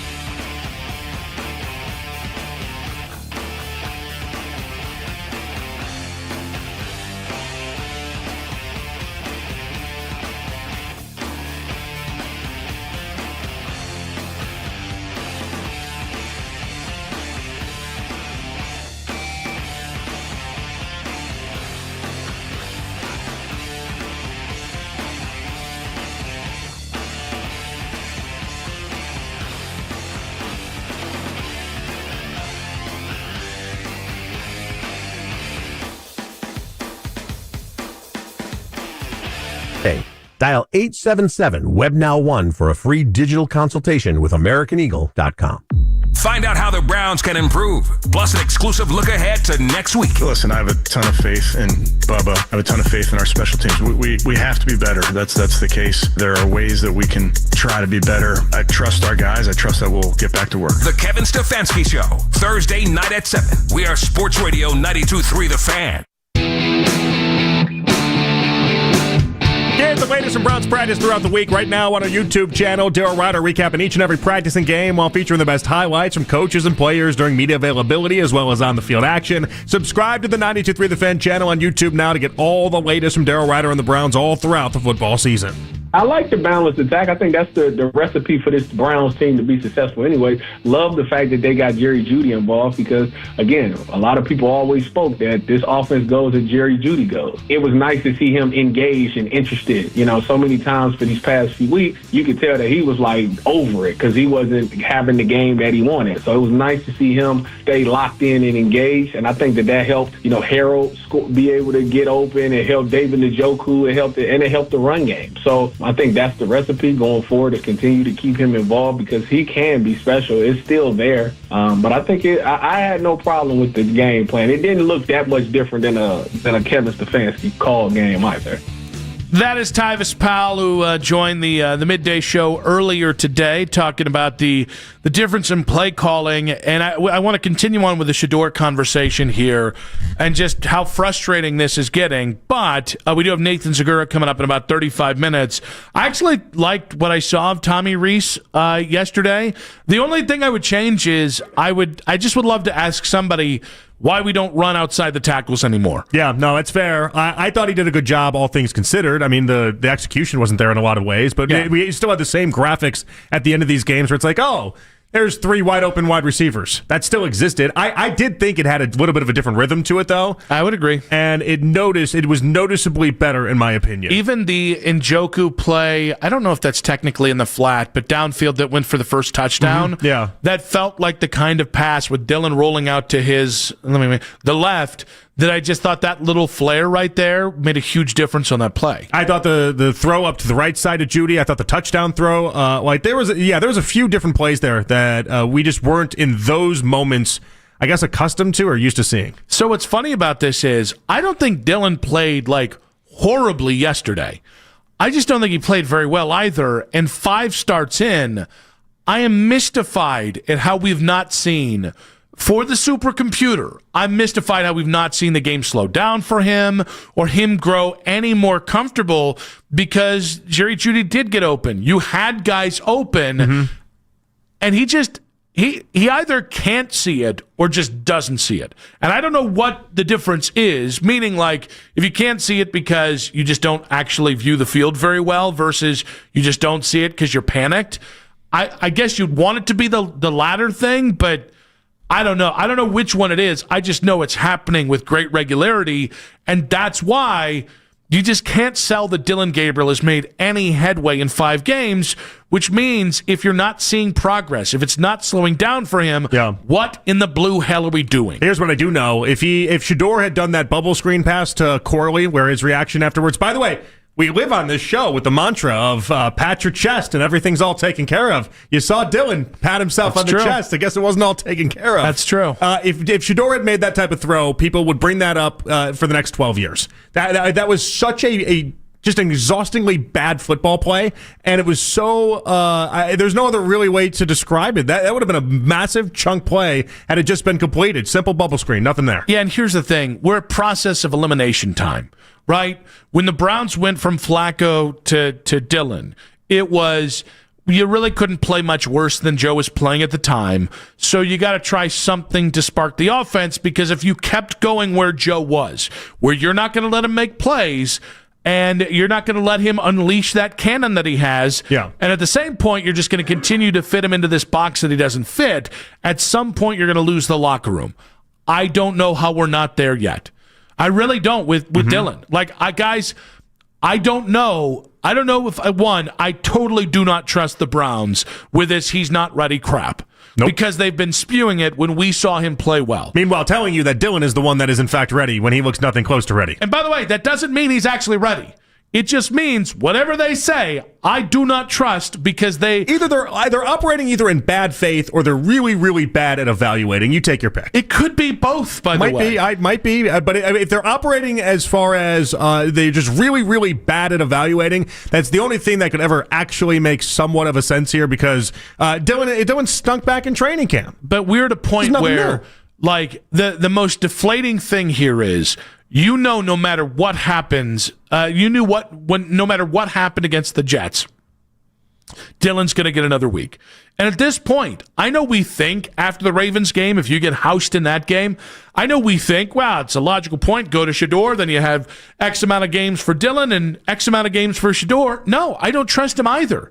Because every time Kevin Stefanski's been, nope, Dylan's my guy. Mm-hmm. So I think that's the frustrating point here. And I think that's why you're hearing so many upset Browns fans today, because they're not even bothering to hide the fact that they're just not going to try everything they can to win. It goes back to accountability. Right. Like, okay, you don't want to fire Bubba Ventrone. I don't know, because you want to get the next job, and maybe Bubba can recommend, hey, he didn't fire me. He stuck by me. Kevin Stefanski, what a loyal guy. Cool. You don't want, Cameron Thomas, you don't want to look punitive in your decisions because, players might talk about that sort of thing, which, by the way, it doesn't matter. If you win, players are going to want to play for you. However, I digress. That's fine. All right, Dylan Gabriel, not good enough. Just 5 games in. He's not good enough. He doesn't see the field well. Nothing's going to change. Nothing's slowing down. Like, you're looking for obvious signs that he's getting better. And the best compliment I can give him is he had like 1 turnover-worthy ball yesterday. But then you won't even go to the obvious process of elimination. You don't even have to believe in Shedeur. You just have to know Dylan Gabriel isn't it. Well, so it tells me, no. So are they setting this up because they don't want to have Shedeur go and make his debut against the Ravens? Are they trying to save him from that perspective? No, you're giving way too much credit. No, I'm just asking a question. Listen, trust me. Who are you talking to? I meant more. Who are you talking to? I meant more. If right now you're like, well, they want to protect Shedeur from Baltimore. Hooey. Absolute, and I'm not saying you're saying that, but if you're out there, the Browns are doing right by Shedeur, get your head out of your tuchus. Or just pay attention to what's happened the entire time around Shedeur. If anything, I had been preparing myself for them to throw Shedeur in against the worst possible outcome, or at least attempt for an outcome to start with. The whole thing is befuddling to me. I've been mad about it the entire stretch, but at this point, I am a little curious as to why it feels like. And I thought Lima did a good job pointing this out. Why it did feel like yesterday even, it felt like less and less people were just wanting to scream from the mountaintops, put in Shedeur, put in Shedeur, put in Shedeur, myself included. And I think it's because we're just worn down from the entire process. And we do have that understanding that it doesn't feel like Stefanski's watching the same thing that we're watching. Well, and I think, this goes back to you don't say anything. And in the times that you do say things, they've been either proven wrong or you've just flat out lied about it. So this comes back to a credibility issue, and I think that's what's frustrating. All right, I shouldn't have to. I shouldn't have to feel like when I hear something from the organization, whether it's a report, this, that, or the other, that it has no credibility. That whatever I hear is just crap from the team that won't amount to a hill of beans. It's bad enough to be bad. It's bad enough to be 2-7, but then to not be able to relate to your favorite team. And I'll be honest with you, I hear one more person say boycott the Browns. I'll fight you guys on that.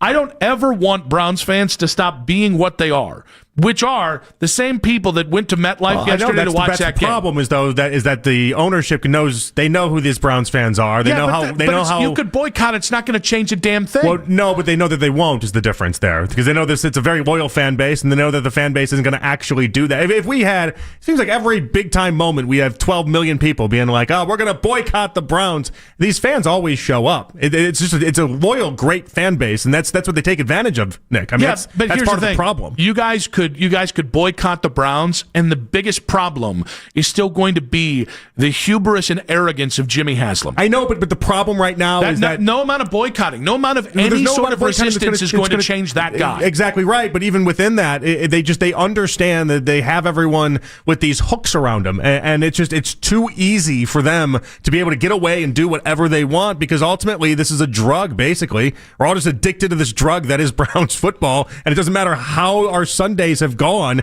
we're still going to pay attention to it. We're still going to consume it. We're still going to love it because that's just part of the deal. 216-474-0092.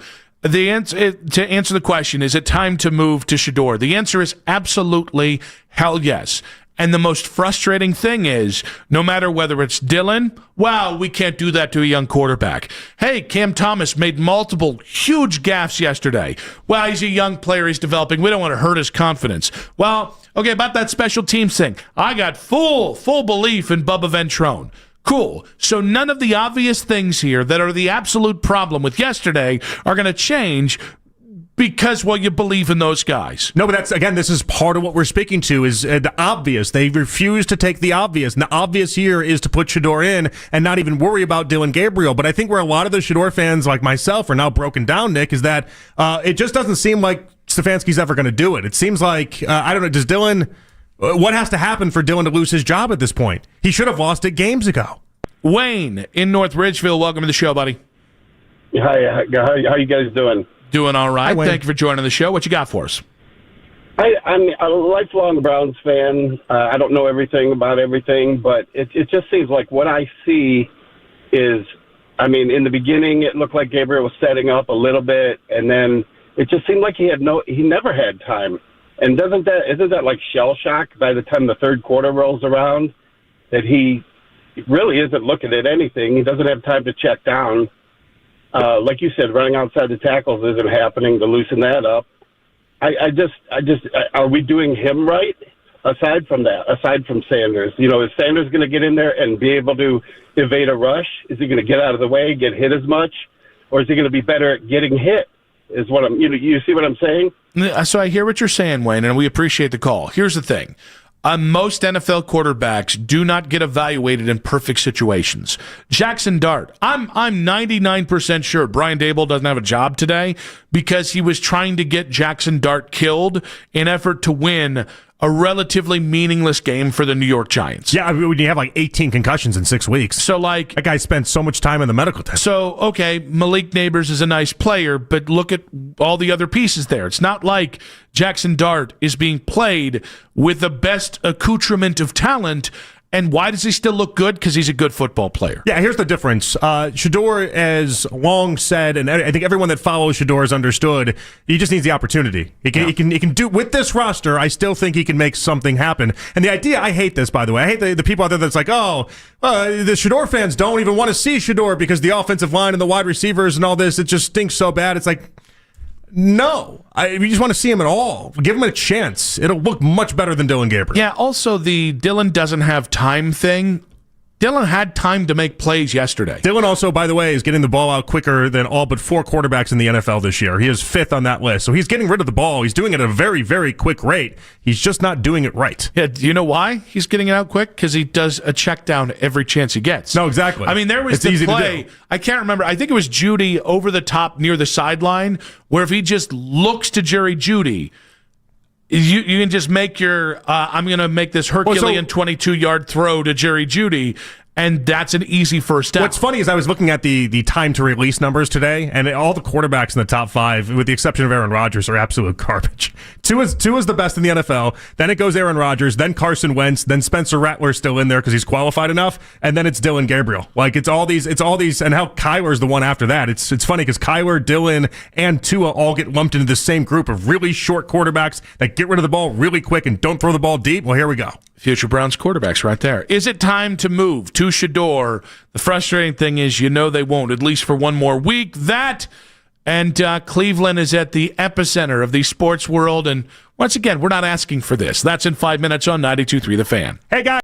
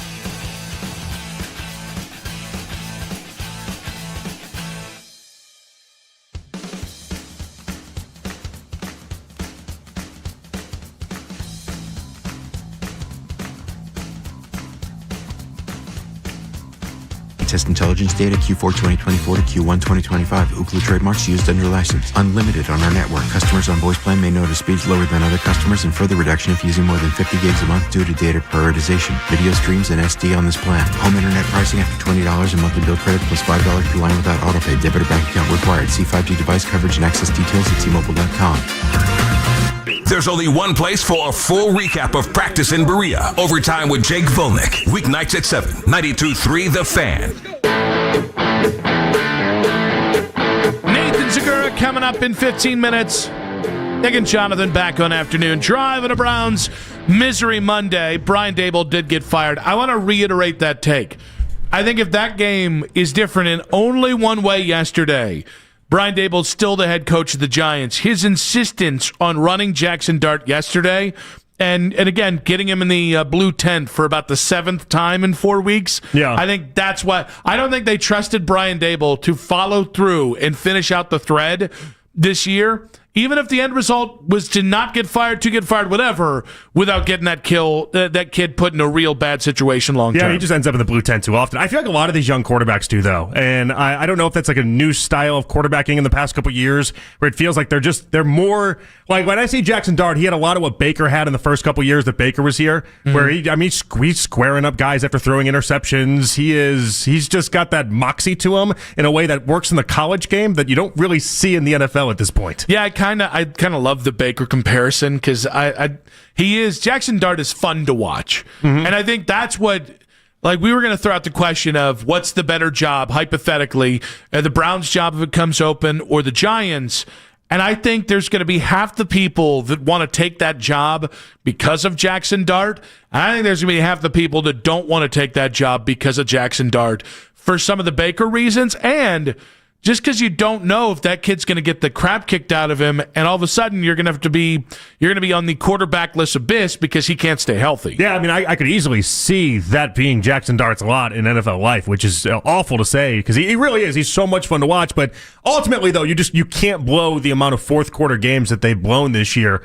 4 fourth quarter games that they've been up by 10 points and that they've blown. I mean, yesterday they were up 2 touchdowns in Chicago, and you watch in 4 minutes left, Caleb Williams be able to drive down the field and just silence everyone. You can't have that. So I'll be honest with you, when it comes to the question of what the better job is, I actually do think it's the Cleveland Browns. I disagree with Daryl. Oh yeah, I don't. Daryl said that the Giants don't have talent. So you like mystery quarterback instead of Jackson Dart being the known? I think some of this is going to end up being predicated on where you pick. But if you have the number 1 or number 2 pick, yeah, I think most coaches would rather pick their quarterback than have to go in. And honestly, what sunk Brian Daboll? He had to go in and coach quarterback somebody else picked. And then they committed it to him because of one good season, and then that inevitably is what sunk him. I think there's a lot of danger in being the second coach. For every Caleb Williams, for every Ben Johnson with Caleb Williams, I think there's about 10 Brian Dabolls with Daniel Jones. It's going to be tough. I would still take him because I would take Malik Neighbors. I would take Jackson Dart. I would take that setup.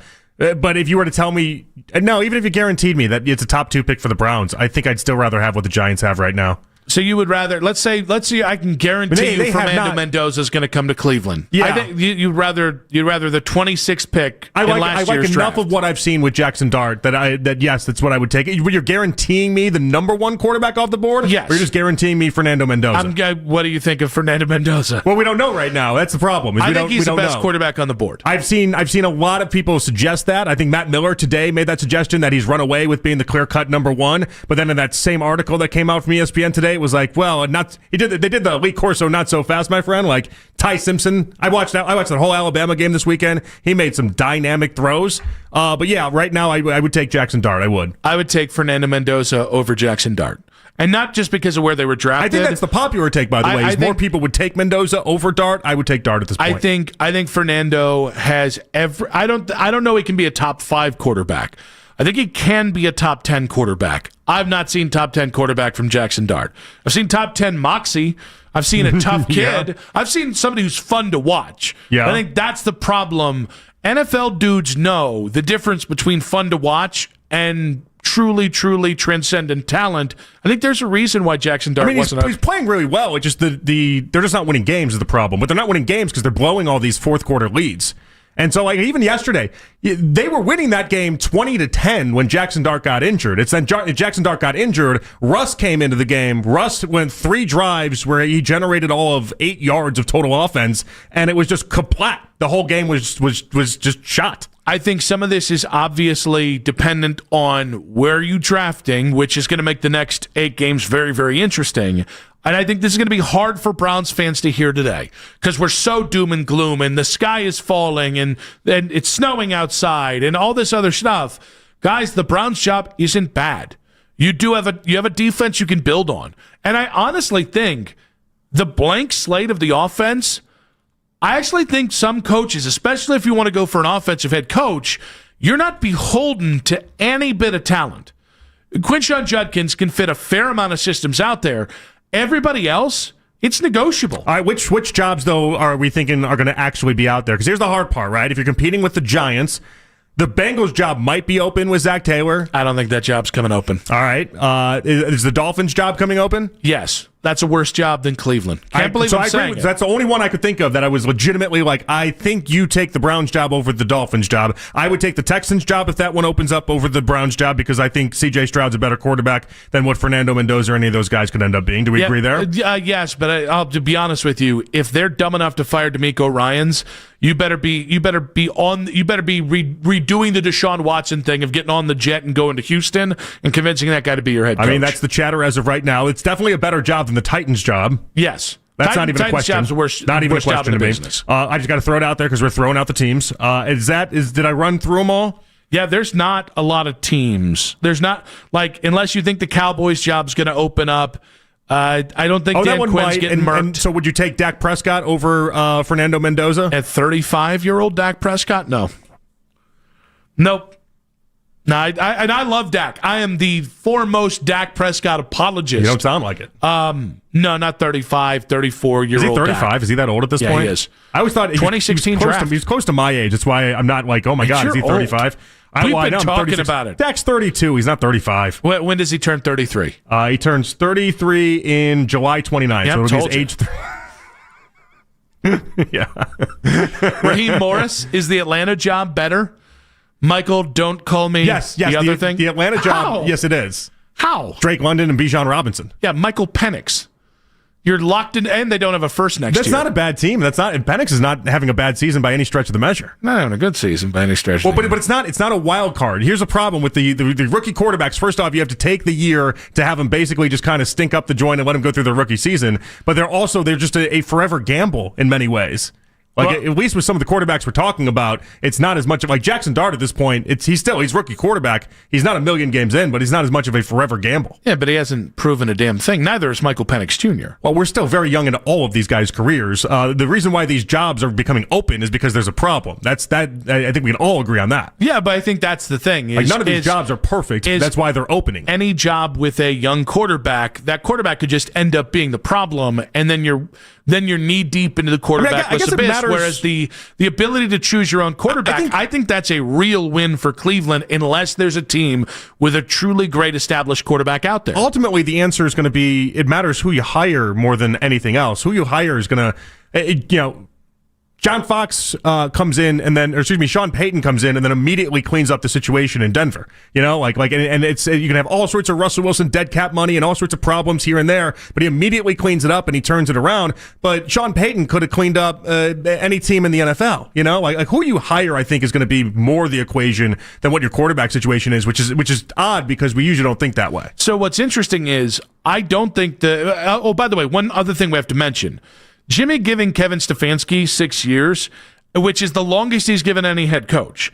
That is a feather in the cap of the Browns, and when he could have fired him last year, and certainly could have done it for Mike Vrabel. And that $20 million extension he gave off, too. Like, that counts for things as well. Because you could end up being, coaching here 2 years and getting paid for 5 years. Yeah. 216-474-0092. Is the Browns job better than the Giants job? Now, here, ultimately, that last point that you made is why I'm not that disturbed by it. I don't really care if you're going to get one of the big names this year in the coaching cycle, because the good names from this coaching cycle were hired last offseason. So I don't care about a big name. I care about the right name. And the right name just matters so much. I mean, again, we talk about Drake May and what's happening there. That's Mike Vrabel. You got to have alignment with thought partners, I say. Caleb Williams is not half the player he is when he's with Eberflus now that he's with Ben Johnson. Like, it's just it's a completely different game. Who your head coach is just matters an absolute ton. Nathan Segura, Browns analyst, in 5 minutes on a Browns Misery Monday on 92.3 The Fan. Hey, guys.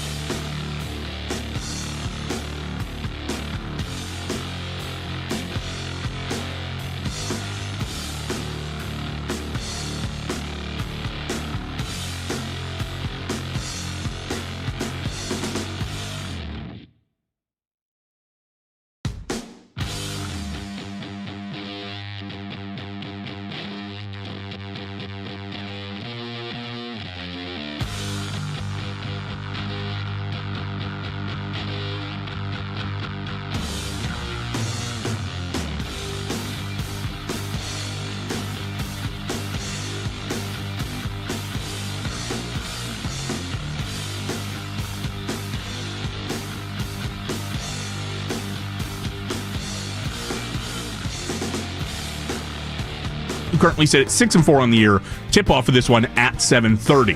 Want to catch highlights from the Fan from earlier today? Get over to 923thefan.com or favorite the Fan on the Odyssey app for all of today's headline segments. Headline sports news every 20 minutes on 923 The Fan. From the University Hospital Sports Desk, I'm Jake Volnick.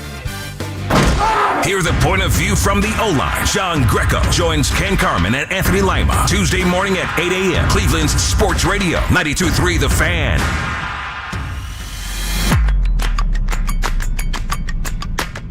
Back on Afternoon Drive, Nick Wilson, Jonathan Peterlin with you. We got the lead coming up at 6 o'clock tonight, in case we missed it. Coming up at 6:40, another splendiferous Monday Night Football matchup tonight as well that you can hear right here on 92.3 The Fan. But we obviously have reacted quite a bit today to the Browns' latest loss, moving them to 2-7.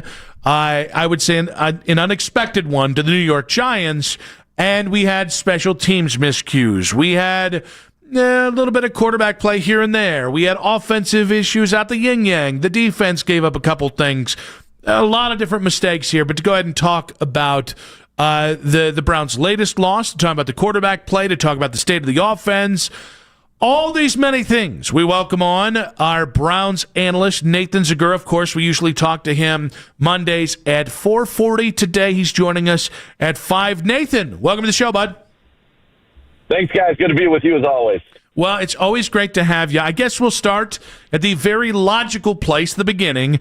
What do you owe yesterday's loss to the New York Jets to? Obviously, it's a lot of things, but I think the easy one to jump right into is you give up 2 kick return touchdowns, 1 kickoff, 1 punt return touchdown.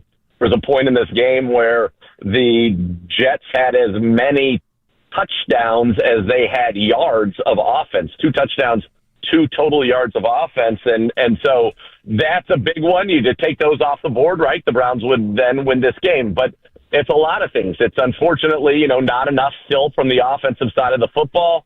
It was good to see Jerry Jeudy get involved. I thought Dylan Gabriel made some good throws at times. Obviously missed some throws. The throw back to Malachi Corley, I think, could have been a huge play for the Browns in that game. Not enough room for Quinshon Judkins. But the thing that jumps out to me in this game is through 3 quarters, the Jets had 1 possession that netted them a first down, and that led to a field goal in the second quarter. That was it. And so this is a game that should have been over. The Browns defense had a bunch of 3-and-outs. They had an interception on a 1-play drive, Justin Fields' first interception of the year when Rocket Hickman got him. This game should have been over well before the fourth quarter, well before we get into even talking about, the holding on a play where it was pretty likely they weren't going to throw the football, jumping off sides when everybody knew they weren't going to run the play. Those lack of discipline things there that, cost the Browns a chance to get back in this game. But yeah, it's a lot of things. Unfortunately, this is a team that, 10 penalties, the 2 things on special teams, just too many mistakes to overcome and not enough explosiveness on offense to overcome those shortcomings. And the defense, again, I think overall, you'd say that the D played very well in this game. Unfortunately, it's a 3-phase game, and the Browns were not good enough on offense, and they were certainly not good enough on special teams. They lost a game in which the opposing quarterback, Justin Fields, completed just 2 passes that went past the line of scrimmage on 5 attempts that netted 7 yards. He also threw an interception on one of his passes past the line of scrimmage. He attempted 5 passes past the line of scrimmage, completed 2 for 7 yards, and the Browns couldn't win. Yeah, I mean, they had -5 total passing yards at the half. So we'll stick to the positives for a second, and then we'll get into some more parts of the game. But I thought this was Mason Graham's best game of the season, Nathan. Yeah, Mason Graham looked very good, disruptive, 3 pressures on the day, quick pressures. You can't say enough about what he did in this one, and you can't say enough about Carson Schlesinger coming back from that high ankle sprain to play, get himself a half of a sack, making tackles all over the field. Yeah, those 2 young rookies looked very good. Schlesinger's been good, I think, all year. This was a good game for Mason Graham, and what you need to see it turn into is more some of those impactful plays behind the line of scrimmage. But the fact that he was getting there fairly consistently in this game, you saw his ability to get penetration. He had a real nice swim move, at a good rip. That was encouraging to see for Mason Graham, the 5th overall pick. Nathan, what'd you think of Dylan Gabriel's 5th start here in Cleveland? Some good, some bad. I think, unfortunately, still kind of a lot of the same. I liked, obviously, the touchdown after the Ronnie Hickman interception, and I thought it was a great job by Tommy Reese. Go for it real quick there in that, sudden change situation where you're kind of in that range where you can get the ball into the end zone. He makes a nice throw out there. It was in the air for a while, and a lot of people are talking about that. But, he gave Jerry Jeudy a chance, and that's what you do when you got playmakers. You give him a chance in a one-on-one. It was underthrown, which allowed Jerry Jeudy to come back and get the touchdown. I thought some of that was good, but then there were still some of the inaccurate throws. The one in the ground to Jerry Jeudy, the one to Malachi Corley where they had a perfectly designed play set up that I thought was really, really good and was going to go for, when you watch it back, was going to go for maybe a touchdown. If not, it was going to be a big chunk and certainly get you inside of scoring range on that drive that he missed there. He had the one, he got very lucky that was behind Cedric Tillman, that they dropped the interception. So some good, some bad. I thought he did a good job with his legs. I mean, he had more running yards in this game than the Jets had net passing yards. He was over 50 yards rushing. They had 42 passing. So there were some things I thought that you could like about Dillon, but too many sacks. And then you go back to that 4th and 1 where there was a lot, to kind of dissect in that play. You got Quinshawn lined up in a wing. They know it's going to be a pass play with Jeudy in the backfield. Gabriel, I thought if he looked right, had a couple options, clearly was looking at Jeudy to get that win there. The Jets were ready for it. And that turns into a sack. Still taking too many sacks there. They had 6 in this game.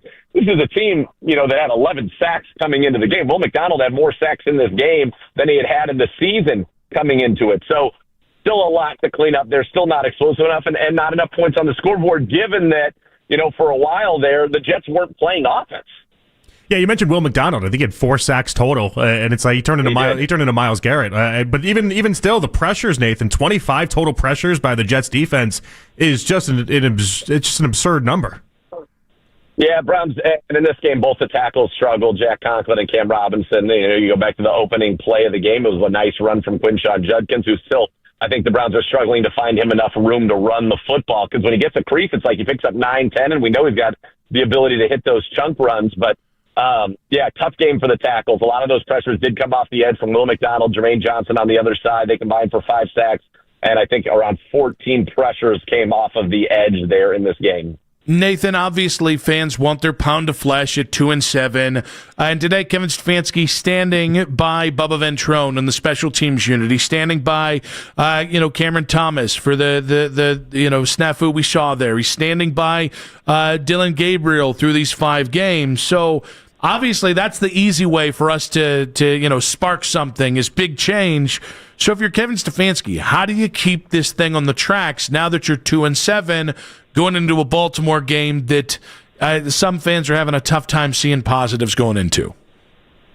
Yeah, and it is tough. You're 2-7, and, the games have somewhat, unfortunately, of a bit of a familiar feel at times in terms of how they go offensively. Defensively, it's usually the defense has been good for half 3 quarters. At home, they've been good for 4 quarters, but at some point they get worn down, and then special teams has unfortunately not been special for the majority of the season. So it is tough.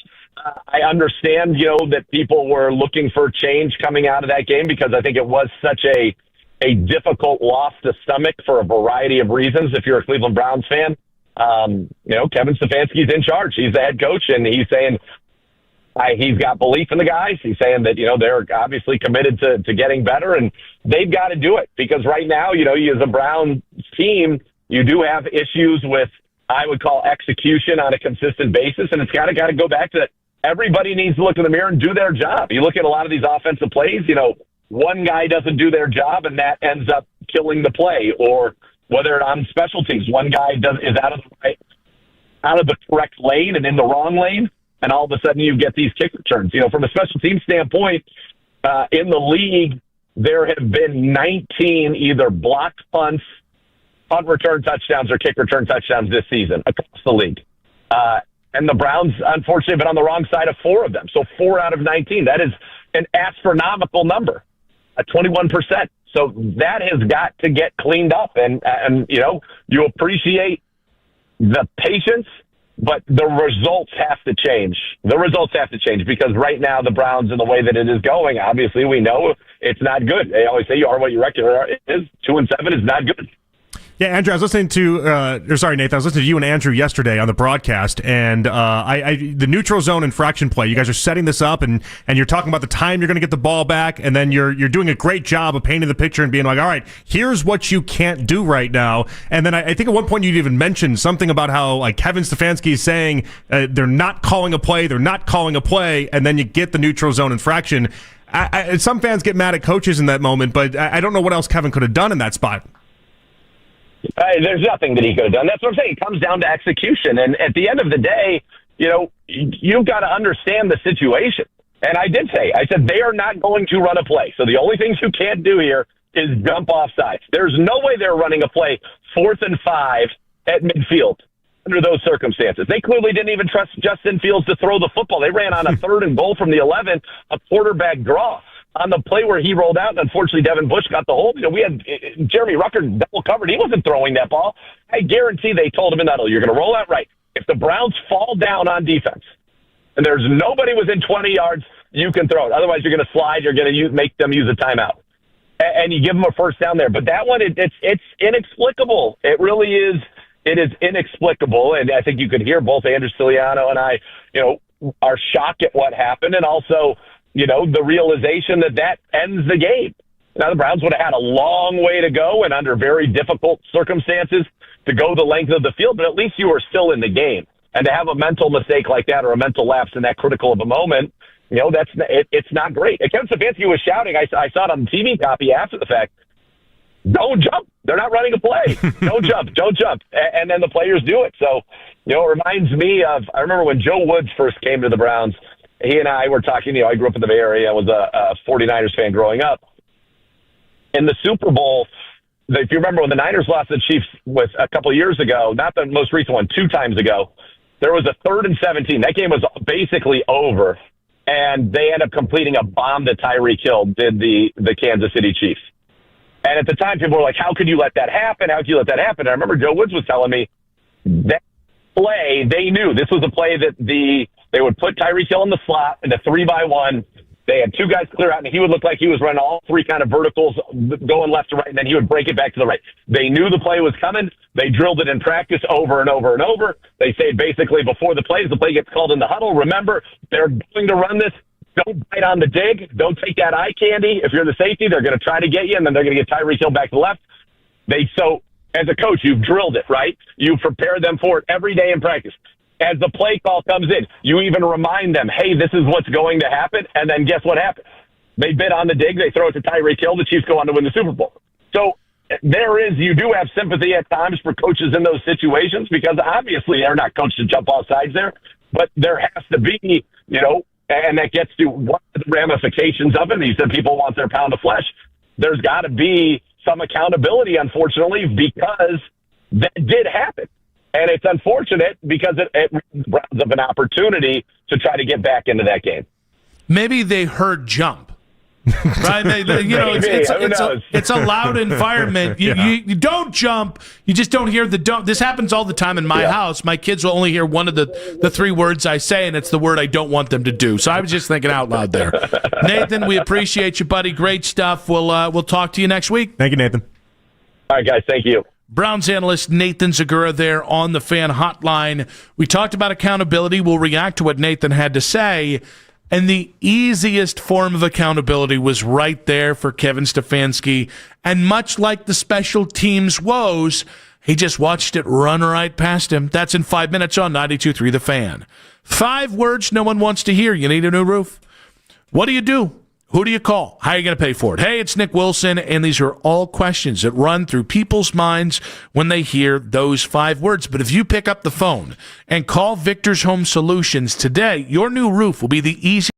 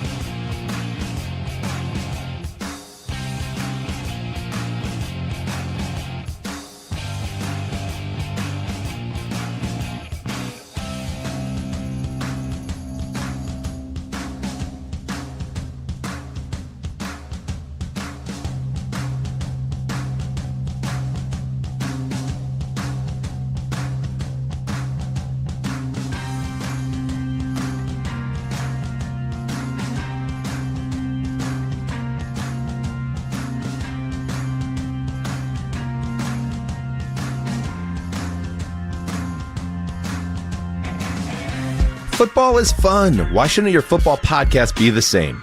Follow and listen to Heed the Call NFL podcast wherever you get your podcasts. Find out how the Browns can improve, plus an exclusive look ahead to next week. Listen, I have a ton of faith in Bubba. I have a ton of faith in our special teams.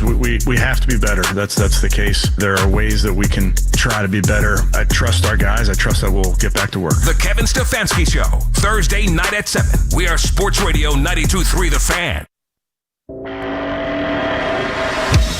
Sports Talk on The Fan is presented by Paramount Plus. You can't count on much, but you can always count on Sundays with the NFL on CBS and Paramount Plus. Watch your local NFL game live every Sunday, all season long. Visit ParamountPlus.com/NFL to get started today. There's nothing that he could have done. That's what I'm saying. It comes down to execution. And at the end of the day, you've got to understand the situation. And I said, they are not going to run a play. So the only things you can't do here is jump offside. There's no way they're running a play 4th and 5 at midfield under those circumstances. They clearly didn't even trust Justin Fields to throw the football. They ran on a 3rd and goal from the 11, quarterback draw. There has to be, and that gets to what the ramifications of it. He said people want their pound of flesh. There's got to be some accountability, unfortunately, because that did happen. And it's unfortunate because it robs of an opportunity to try to get back into that game. Browns analyst Nathan Zagura talking about the Cameron Thomas issue. Now, the thing of it is, I actually like Cameron Thomas. I think he fits the system really, really well. It doesn't matter. And it's interesting. I understand if we talk situationally, in that specific situation, well, at some point, the player has to understand the situation. I called back to the Travion Henderson thing, where to me, you see teams that are coached in situational football all the time because there is that added awareness. If your whole thing is don't jump, if the first time a guy thinks in this situation, don't jump. If like you've got to call out to him. Right? If that's the first time he's hearing that, you've already failed him. Because like we saw yesterday with Travion Henderson, he was running towards the end zone, and like 15 yards to go, he's like, hey, should I go in here? Should I not? Or should I go down? Yeah. And he looked in the sidelines, and they waved him in. And most of the times, he's not going to have all day to try to figure that out either. Yes. Well, but I think my point is, like, that's evidence of a player having it in his head. What is the situation? What is the expectation of me? But you're supposed to have that before the play even takes off. No, exactly. Meaning, like, if like Kevin Stefanski having to throw up a Hail Mary to tell his guys, "Hey, don't jump." That's the last. That's not where you coach that. Okay, out. so is that the part where he actually did then? Because it's funny because the way I phrased it, and in my head I am thinking like that's how do you put this on Stefanski? That moment, that right there, only because that's rudimentary football. You know, that's that he should know that's you play in the NFL. You should know that. The player makes the mistake, but those kind of mistakes have happened. Not that specific mistake, but those kind of mistakes have happened so much that it falls on the coach. And again, like we've had accusations we've had players say we don't practice enough situational football. That is something that has been said, and then time and time again, situational football is what has hurt Kevin Stefanski amongst many other things like penalties and dumb stuff like that. If anything, I was thinking like this, it could have been a feather in the cap of him not doing the play calling, the idea that he has more time to not be buried in his play sheet and instead is like, he was very animated multiple times in that game, but in particular in that moment there, yelling like, they're not running a play. They're not running a play. And so I did think he was more active in the game from that perspective. You shouldn't have to, if you're yelling in that situation, that should be something that you've been yelling for 6 months at this point. Okay, I guess since July, so 4 months at this point. No, I'm not disagreeing. I'm pointing out the differences though from Stefanski, the play caller, and Stefanski, what that was yesterday. And there was a few moments in that game yesterday where I saw him be a little bit more, attentive to what was going on. I think in weeks past, if that same play would have went down, we would have looked at Kevin and they would have gone to him on the broadcast, and he would have looked like deer in headlights, like what just happened, the way we've seen that look often. At least in that moment, he had the understanding of like, I'm going to yell at everyone to make sure they know what's going on, if they didn't execute. I just think with Kevin Stefanski's Browns, accountability is a surface level thing. And I think that play is the perfect that exemplifies it. And by the way, it shouldn't just be Kevin. Yeah. Miles should be yelling down the line, they're not going to run a play. I can't remember what teams were, because it should just be obvious. Everyone should be yelling at everyone just to remind them almost. But there was a scenario where... If you play in the NFL, you should know and this. I remember, maybe it was even the Browns game. Hell, I don't know, where they were doing the thing where a team was trying to get the other team to jump off sides, and the defenders were screaming at the offense, You're not going to run a play. Wasn't it Thursday night? It was Mahomes. Yeah. Was that Thursday Night Football or was that last night? I can't remember. It was Sunday Night Football. Sunday Night Football. So, that's a scenario where the defense, part of the communication is taunting the offense. Yeah. Hey, so again, that's communication. But again, Kevin shouting out to the player, if that's when you're coaching a guy up, you're already screwed. But honestly, and then Mahomes accountability. ran the play, by the way. But even that was the trick of it all. Again, I said this at the start of the show. There were 4 easy as pie scenarios where you can preach accountability. You could have cut Cam Thomas today. You could have benched Dylan Gabriel today. You could have benched Devin Bush. Or, and this is the most important one, you could have fired Bubba Ventrone. Right? I don't think they're benching Devin Bush, by the way. He's having a great season. Yeah, well, I think my point is, Devin Bush made a critical error on the defensive holding at the worst possible moment. And by the way, I don't mind. I'm not saying they should have. I'm just saying those are 4 instances from this game that if you want to talk about accountability, stop talking about accountability and show it. And Bubba Ventrone, I actually don't think Bubba's a bad special teams coach, but on this team, we've been bitten by too many special teams gaffes. Schmidt missing the season opener in week 1. All right, we gave him a pass for that. Mm-hmm. There was another big touchdown, I can't remember which game, that resulted in a loss. We gave him a pass for that. There's been this, that, and the other mental errors. There have been actual errors. And every time, hey, I'm standing by Bubba, I think he's got us. Well, at some point, when you give up a kick return only to about 5 minutes of real time later, give up a punt return for a touchdown, at some point, you can like the person, but the guy's not doing the job. Well, I would just point to, look at what happened today in Pittsburgh. Again, it just happened within an hour, but what did they do? They had, a miserable performance in many respects by the offense, but the defense and Juan Thornhill looked absolutely disastrous. And so what did they do? They waived Juan Thornhill. Like today, they just cut him gone. You hate to see it. Yeah, you hate to see it. Is he still with a Browns tattoo somewhere on his body? Did he cover that one up with a Steelers tattoo? Maybe when he's playing in the UFL in a year, he can cover it up with one of those. I mean, there's been Steelers people that have questioned if he came from the Browns to spoil what's happening in Pittsburgh. That's how bad he's been. So I actually did look back, and Filipponi had texted me back when all this happened. Yeah, I want to pull it up because. Okay. Pony, and again, Pony's obviously friends with the morning show, but Pony and I know each other through the business. Uh-huh. And he had said, if you could describe, this was back in, oh my gosh, this is July 23rd. If you could describe Juan Thornhill's Browns career in a tidy sentence or two, what would you say? And I said, it was a waste of time, money, and air. He talked a big game only to be just another dude collecting a paycheck. Pony never responded to that because he didn't like my answer. He wanted something more positive? Did not like my answer. And I'm just about to text him, I was right. Just about to. Sorry, that's enough of victory lap on Juan Thornhill. I can't get Bubba Ventrone fired here, so how much am I really... The point is that not the easiest thing in the world? They make changes is the point. The point is that you have these type of games, or you have even the Dolphins. Dolphins just had a good game, and they just fired 2 more people in their scouting department today because the season has gone so, ass backwards. And so, you have to do these type of things. We never see it with Kevin. Yep. 6 years he's been here. We never see that. I don't remember the last time we've seen in the middle of the season them just being like, okay, this guy doesn't play for us anymore. Yeah. We've seen him do phantom injuries or weird things like that, or even like the scouting department or a special teams coach or something like that. He just rides with these guys way too long. And if Kevin's idea is, well, I'm probably fired at the end of the season anyways, then shame on Kevin.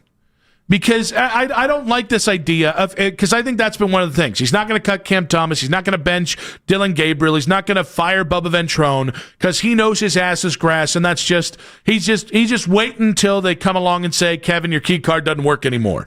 If that's true, shame on Kevin, because you're wasting a lot of good football players' times, and not just that, you're costing yourself a chance to keep that locker room. I'm sure there are guys today listening to this right now saying, well, you fire Bubba Ventrone, it doesn't matter to me. That's exactly what they're always going to say. Football players are always going to stick up for football players. It's always the code of secrecy. But time and time again, why do guys get fired all the time midseason? Whether it's offensive coordinators, whether it's coordinators, positional coaches, GMs, head coaches, why do guys get benched? Because it works. Because it's a successful way to send a message to your team that dumb decisions, bad coaching, silly mistakes, thoughtless mistakes won't be tolerated. And so Kevin, for 5+ years, has sent the message, all of those things. Have as many penalties as you want. Yeah. Because Coach Kev's got your back. Give up as many special teams touchdowns as you want because Coach Kevy's got your back. And I just think, again, it goes back to stubbornness with Kevin. And this isn't even about the pound of flesh. No, this is about a dude who deserves to be out of work. And it doesn't matter that he's going to be out of work probably in 9 games, because right now you can do something about it. Right now you can send that message to the locker room and see what it does. Yeah, I would, honestly, though, if they fired Bubba Ventrone, maybe it does something for the locker room. We saw the locker room, though, this last week. It was Wyatt Teller. It was David Njoku. All these guys doing like a win one for the Gipper type mentality. It didn't matter. Didn't matter. Yeah, but see, again, that's fatalist. You're giving into the cynicism, and it's fine. Well, I don't know what else I have. No. I totally understand, but Kevin can't. You and I can be cynical. All right, we started cynical. Both of us in January said, "Guys, this is probably another 3-14 team," because we have that luxury. We can look ahead 9, 10 months, 11 months, and say, how the hell different do you expect this to be? If Stefanski's looking at this as if this is just a road to nowhere and he's already trying to figure out his other job or he's trying to figure out all these other type of things, okay, fine. But it's just not a hell with that. That's weak sauce. Not from you. Of course it's weak sauce. No, but of course it's weak sauce. But it's not as if I expect. I don't expect anything more from Kevin. You know who that is? Why is Kevin showing me to expect anything more? Because to me, the one thing I fall back on with Kevin is I think you're a good dude. If you're giving up on that locker room, he's a good dude, but you can be a good dude and give up on your job. No. Not where guys are putting their neck. I almost said their back. But with Bubba, though, with guys are putting their lives on the line out there. With somebody like Bubba, though, somebody that he's made an assistant coach, he's elevated to that role, it is a reflection of him if you fire him mid-season. And they do care about these type of things when it comes to who's part of your coaching tree and who's part of your, basically your group of coaches that you've taken under your wing. It is a poor reflection of you. That's why we very rarely do see the mid-season firings of some of these guys. And so, in many ways, I just think this is Stefanski looking out for Bubba, especially in a season where he knows this is not going in any sort of direction that he needs it to go. So why hang someone like Bubba out to dry? And choosing the coach, choosing a member of the same fraternity over players, I think is unforgivable. I don't want to say that's exactly what's going on here, but if what you just laid out is happening, then fire Kevin Day. Seriously. If you're not going to make the changes, if you're not going to give these guys the whole point of going, and every damn player came out, Kevin's doing this because he's egoless and he's doing this for us. Okay, then a day after 4 huge mistakes, took a game, and a game you should have won, and made it an embarrassing loss. The fact that Kevin Stefanski stands pat and goes, I'm sticking with my guys, cool, then you can go. But again, the Browns aren't going to do that. I didn't even need this non-action to go ahead and confirm that he needs to go anyway. Well, no. But my point is, this is part of the reason, though. This is part of the reason why it's been so hard. If anyone has tried to defend Stefanski for this season, it's been so hard to begin with anyway. It's why I stopped trying about a year ago. Well, and you and I both. We both wanted Vrabel a year ago. And it's probably why we've never been invited to the foundation dinners. We're not invited to galas for these reasons. We don't even want to go to galas. Who are we kidding, Nick? It'd be a nuisance to even be invited to the gala. If Mike Vrabel had like a beer tasting event, now that's more up our alley. But a gala, you don't even wear suits as is unless it's a wedding guy or something like that. And you got to sit there and eat food that should be better than it is, and converse with people you don't even really want to converse with. Now, if there was like a kneecap biting gala, like a Campbell kind of thing. The Dan Campbell gala? Yeah. It's not really even a gala. He feels like he'd have like a crawfish boil or something. Yeah, and everybody would wear those the nut hugger shorts. Yeah, and then have one of those they'd have whistles. They'd have like a dunk tank in the corner. And just yell at people. Yeah. I'd like that. I could go for that. They're like bobbing for apples in the corner. 216-474-0092. Do you think Bubba Ventrone should have been fired heading into today? But he's a friend of Kevin. I do. I think he's protecting him. Kevin Stefanski's next stop might already be determined if one NFL analyst has his way. That's in 5 minutes on 92.3 The Fan.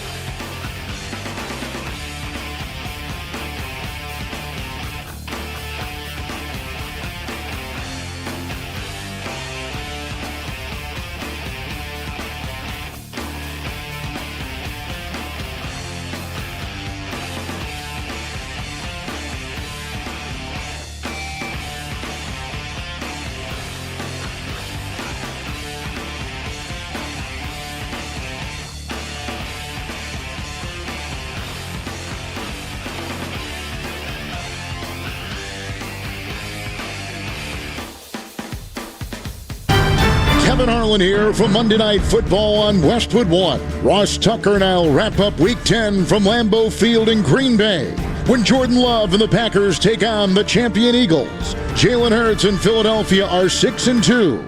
Now they face the Packers, hoping to bounce back from last week's loss to Carolina. Join us for all the action on Monday Night Football. The radio home of the NFL in Cleveland. We are Sports Radio 92.3 The Fan. Back on Afternoon Drive, the lead coming up in just about 15 minutes here. We do have to get to the biggest story in sports that isn't in the NFL at about 6:20 today. But we were just talking about Kevin Stefanski and about why Bubba Ventrone still has a job. Again, at some point, accountability would be nice. While we're thinking Kevin is on his way out, with the Giants opening, and we haggled already, what's the better job? Is it Giants? Is it Browns? Certainly not the Titans. Dan Orlovsky has earmarked one coach for that Giants opening. The number one name that I would pay attention to if I were the Giants is what happens in Cleveland with Kevin Stefanski. If I could handpick a guy, it would be Stefanski. He's an outstanding coach, two-time coach of the year.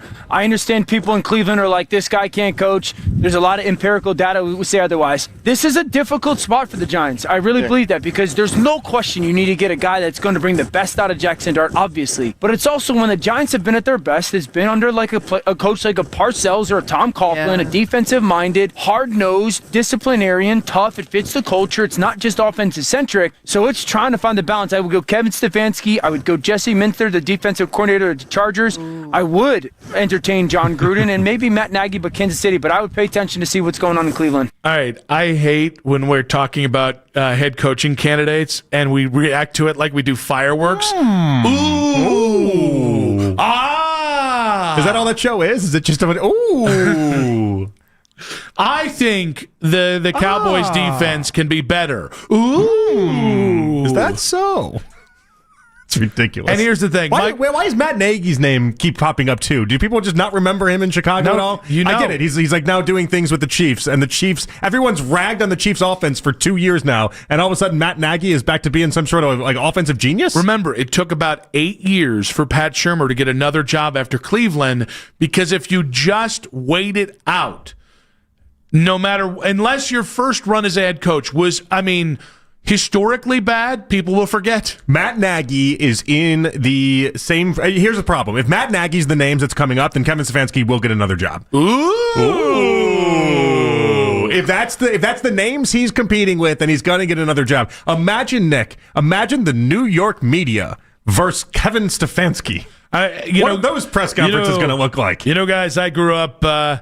I grew up listening to WIP, so you're not going to get me. They're going to love that, New York. Someone's going to throw a corned beef sandwich at his face. It'll be like, do better. And all of a sudden, is it going to be Gio? It might be. It might be. He just throws a golf ball at him. What are we doing here? I would like to know the empirical data that Dan Orlovsky I would like to know that as well. We're trying to get Dan on the show later this week to have this conversation with him. All right, let's go to record. He's far below 500. He has one playoff win in 5+ years. Okay, all right. Well, that's not all the empirical data. Let's go to the offense. He's had one top 12 offense scoring-wise in 5+ years, and it was 2023 with Joe Flacco, and those numbers were basically weighted by the 5 Joe Flacco games. Okay? Maybe they're not penalized. They're one of the top 5 most penalized teams since 2022. Yeah. Since 2020, excuse me. He's basically, what he would be is like the closest thing to Brian Daboll you could get to replace Brian Daboll. Oh, see, I was saying the closest thing to Pat Shurmur. Success in another spot that got him the job that they had, and then once they got that job, they couldn't win games at a prolific rate. The Giants have the second fewest amount of wins in the entire NFL for the previous 3 seasons. All they do is lose games, while having a guy that many people across the league believe to be was an offensive savant and a quarterback whisperer. The thing with Daboll after Josh Allen was that everyone thought he could just make anybody awesome at quarterback, and now we have too much data that says that that's not true. Same thing with Stefanski. Everyone thought he could just make all of these quarterbacks great, and we have too much, despite what Dan says, we have too much data suggesting that's just not true. We also have empirical data. It was interesting. Our guy Hank, a.k.a. 3-3 to go, I saw him, I think it was a Facebook post that he was like, I think Stefanski is going to be the next Belichick. Like the guy to go somewhere else and to be a Hall of Fame head coach. And I guess... But then I'm at the North Carolina Belichick. Listen, I am... He's going to start dating 25-year-olds? No, he's a married man. That's Easy right. there. That's right. Now... oh, yeah, I took it too far. What did I say? It's the one time I didn't take it too far. No, that's what makes that so surprising. It's a real left turn here. I know. What happened when I'm the one taking it too far and you're the one like, stop, that's a married man? I think I'm a bad influence. I think that's let's really have what decorum. That is. Well, that's obviously true. I mean, there's no other way of looking look at at that. you, Mr. Accountability. Yeah. You and Kevin Stefanski. Now, I'll be honest with you. Of the coaches we've had since 99, Kevin's the one that I think is most likely. I never, like when Shermer got fired, I wasn't like, oh, I hope we didn't go elsewhere and screwed. Same thing with Chudzinski, same thing with Pettin, certainly same thing with Hugh Jackson, certainly with Freddie Kitchens. But like with Kevin, I can see Kevin going elsewhere. And if he lucks into a franchise quarterback, I can see that happening. But that's not a reason to keep him.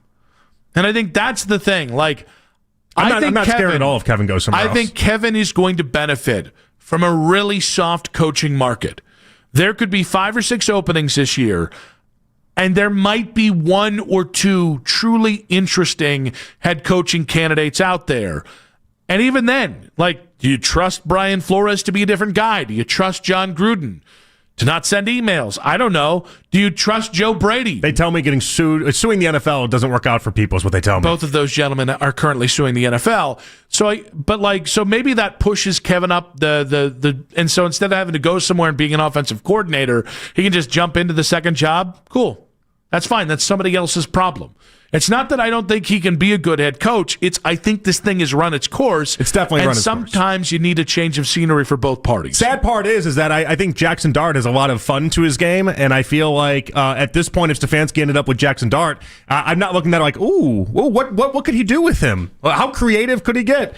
And yeah, I want to do the ooh, whoa, oh, what could he do with Jackson Dart? I'm not interested. I'm not interested. Ooh, not interested. Don't care. Get him off this team. And if he has another team and it's Jackson Dart, great. It's not going to work. I know. I got just no gonna confidence do it. in him. It just once you hear it, you can't unhear it. No, it's like is that all that show is? I think so. It's just someone making a point and the other people just acting interested in that point. Think about how much of a mood killer it'd be if you're just like maybe trying to be a little smooth with your wife and you're like, I'm gonna take you upstairs, and he goes, ooh. And then what are you going to do? I'm horny. Please stop. I don't know what voice that was for the wife. Then we're gonna I'm trying to figure out what voice that was. Then we're gonna lay on the bed. Ooh, tell me more. Turns into Clarabelle. Clarabelle cow here. Hey, we're having fun. The lead in 5 minutes on 92.3 The Fan. This is Zach Gelb with Honesty Sports Minute. The New York Giants have fired Brian Daboll as their head coach. Joe Shane will remain as general manager, and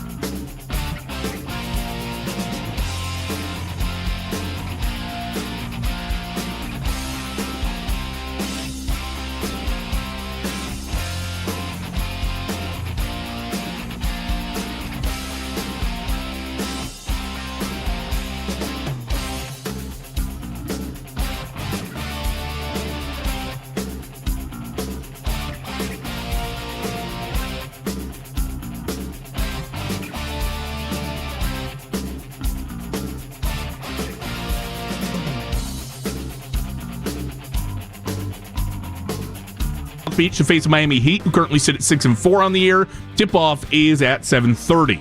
Want to catch highlights from The Fan from earlier today? Get over to 923thefan.com or favorite The Fan on the Odyssey app for all of today's headline segments. Headline sports news every 20 minutes on 923 The Fan. From the University Hospital Sports Desk, I'm Jake Volnick. Whenever you need to talk college football, we've got you covered. We are Sports Radio 92.3 The Fan. It's time for The Lead with Nick Wilson and Jonathan Peterlin on Afternoon Drive. 1 hour to go. Nick Wilson, Jonathan Peterlin. We got Monday Night Football coming up later tonight, but in case you missed it, coming up in just about 40 minutes, and as it is a Browns Misery Monday, let's get to The Lead. Browns analyst Nathan Segura joined us last hour. He talked about where the team goes from here after a 2-7 start to the season. You're 2-7, and the games have somewhat, unfortunately, of a bit of a familiar feel at times in terms of how they go offensively, defensively. It's usually the defense has been good for half 3 quarters. At home, they've been good for 4 quarters, but at some point they get worn down. And then special teams has unfortunately not been special for the majority of the season. So it is tough. I understand, that people were looking for change coming out of that game because I think it was such a difficult loss to stomach for a variety of reasons. If you're a Cleveland Browns fan, Kevin Stefanski's in charge. He's the head coach, and he's saying he's got belief in the guys. He's saying that, they're obviously committed to getting better, and they've got to do it because right now, you as a Brown team, you do have issues with, I would call, execution on a consistent basis, and it's got to go back to everybody needs to look in the mirror and do their job. You appreciate the patience, but the results have to change. Yeah, the results do have to change. I'm at a spot right now where I just have such little belief that the results will change, even though there are some very winnable games on the horizon. It's just they always find the dumbest and most ridiculous ways to lose these games. Yeah, I understand apathy today. I can't be apathetic. I'm not apathetic either. I care greatly about these results. Oh, no. I just don't think anything's going to change. But I think there are people saying, well, nothing's going to change. Well, I think we... Wait, let's not confuse that for not having reasons to watch. There are a bunch of reasons to watch this team, but until they actually win games, I'm just not going to be confused. Or I'm not going to confuse myself into thinking that this was anything but the plan the entire time. I cannot give them the credit for this being a successfully pulled off plan. And I cannot give them the credit. I just can't give them the pass. I made the case all show long. There were 4 things that you could make a case on, that you could put your foot down if you're Kevin Stefanski, from Cameron Thomas to Devin Bush to Dylan Gabriel to your special teams coach. And if you want to continue to rock with them, that's fine. At some point, you're giving up. And if Kevin Stefanski wants to give up, that's a damn shame, because he's choosing his special teams coach over the rest of that locker room. He's choosing his handpicked quarterback over the rest of that locker room. Either you win a couple games in the next 4 games, or I think he's here in December, but I don't know how in the hell he's going to get anything done of consequence if you can't get at least 2 wins in the next 4 games. Oh, we're just back at the spot where they have to, before they win a game again, I'll have to just believe going into it that the plan is the plan. And until they win a game again, because I'm just going to not fall for what happened this last weekend, where I'm sitting there and I'm talking myself into this game, and I'm thinking the same thoughts you guys are, and then you watch these games and they come up with the dumbest ways imaginable to keep losing these things. The thing that I hate about that, though, is accountability should be more than just a word. And Kevin, that was one of the 3 things that he built this team on, or that he wanted this team to be: smart, tough, and accountable. And just the fact... The accountability stuff, though, it went away with the Deshaun Watson signing. I mean, that was like that. The beginning of the end of that all was when they signed Deshaun to that big contract. I felt like that smart, tough, accountable mantra should have been shelved the moment they did that. Yeah, but that's... Again, you can't stop being accountable because Deshaun Watson is accused of countless different things. Not saying that they need to stop being it. I'm saying I saw them stop being it when that went down. Not that they ever really showed much of it before that. It's just that to me was the moment where I was like, all right, these are just words to them. Yeah, if they are just words to him, explains why Kevin Stefanski is where he is. And it's bad enough to be bad. It's bad enough to be unwatchable. But then to be bad, unwatchable, and unaccountable, that just sucks as a fan. It really did. There's just no other way to put it. Yeah, for sure it does. Kevin Stefanski said that he's sticking with Dillon Gabriel as the starter. In his media availability today, Stefanski was asked about Shedeur Sanders' timeline. I don't think it's fair to speculate. We're committed to getting better as an offense. Dillon is certainly committing to improving every which way he can. And all the while, all of our players, young players, are developing and working so hard behind the scenes to make sure that they're getting better on a daily basis. Well, Kevin, if you're there every day, I don't think it's speculation. Yeah, like if you have the empirical data to make these sort of decisions and you're with these guys, I don't think it's speculation to be like, he's coming along and we'll see him in 2 weeks. Yeah, if anybody would be qualified, it would be you, Kevin. You could give us these answers if you wanted to. Imagine him going to the New York media. My goodness. I'm almost excited. Now I kind of want him to get the Giants job just to see how the New York media would handle it. They'd melt down. I don't know what they would do. I'll come back to this. When it comes down to Dillon Gabriel, I don't think Dillon was awful on Sunday. I don't think he was very good. I think he's the wrong mix of he gets the ball out too quickly on checkdowns while also holds onto the ball too long in other situations. There's no feel, there's no rhythm. And right now, Dillon's really not giving them a chance to win. If you think of the 2 touchdowns, hey, if you give Dillon the ball at the 22-yard line, yeah, you give him 3 chances, he might be able to get in the end zone. If the only time you score is when you have the most favorable field position, and even then it's debatable if you're going to get into the end zone, you're just not very good. And Kevin, I think Kevin would rather get fired with Dillon Gabriel than save his job with Shedeur at this point. Oddly enough, PFF actually gave him a slightly higher grade than what he had in the Minnesota game. In games he started, they see this last game as the best game for Dillon Gabriel. It doesn't mean anything to me because we watched the game and I just don't agree with the assessment. That's what that comes down to. I'm done watching Dillon. I've been done watching Dillon, but I don't think they're going to make a change anytime soon. So here we are. Yeah, but I think this gets back to the idea of, Kevin, you don't have to go out like this. You know, you could step up. And again, I understand Kevin's going to say, I'm the same guy I've been every day, and that's how I've gotten here, and I'm not going to, abandon those principles. I don't think benching Dillon or firing Bubba Ventrone today would have been abandoning your principles. If anything, because you haven't done this kind of stuff previously, I think it would have hit home harder even in that locker room, because players can back Kevin all they want. You can't tell me that they see dudes going out there making these mistakes and then continuing to play and think that this is okay, that this leads to winning. You can't. No. You say whatever you want publicly. Privately, we have to be real about this, and I guarantee you they are. Tyvis Powell of the Browns Radio Network joined Baskin and Phelps today. He said that Dillon Gabriel has regressed in his first 5 starts. You would hope by his 5th start that he settled down, but he still looked kind of skittish at times. I don't know if it's that he don't trust the line or whatever the case may be, but at this point, you should know what it is. You played with these guys. You should know how much time you're going to get in the pocket. You should be able to anticipate this guy winning on the route. And to me, like, all the things that they preached about him being good on is, like, not happening right now. And I think that's concerning to me. I mean, it looks like at some points he regressed a little bit. You know, when you seen him in the preseason, granted, it was the preseason, but you seen him get the ball out in a timely manner. Now we're not seeing those things, the things that made him, be a special quarterback, the high process to be able to go through his progression quick and get the ball to where it's supposed to go. Well, now he's holding on to the ball and not getting it out, and he's missing things. And so it's like, well, if he's regressing, then we need to pull the plug. So I do disagree with the assessment that he's holding the ball on for too long, just based off of the numbers and how quick he's able to get rid of it. And again, the eye test of just watching, he got rid of even yesterday's game at a very quick rate. But the part where I will defend Dillon, it's an island I don't want to live on, okay? I really don't. It's not a... I think Dillon stinks. I think he's beyond redeemable. I need to do all these qualifiers. The Jets had 25 total pressures generated in that game, Nick. Outside of the idea that Will McDonald turned into Myles Garrett and had 4 sacks himself, 25 pressures is an insanely high number of pressures to have in any game. Cam Robinson stunk on the left side. What is going on with Jack Conklin? Why is it that man can't play football anymore? Because they signed too injured. Is that all that is? 100%. Yeah.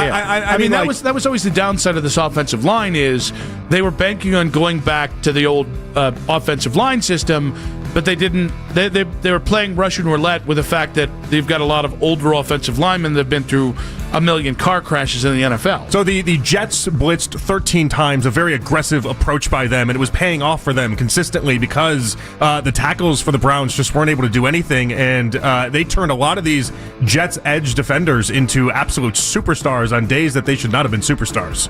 Yeah, I think probably the most damning thing we can say when it comes to the wide receivers with what you had in the draft, unless you overdrafted Travis Hunter, which wouldn't have made this offense much better, there weren't a lot of wide receivers out there, unless you think Ted McMillan would have changed the game.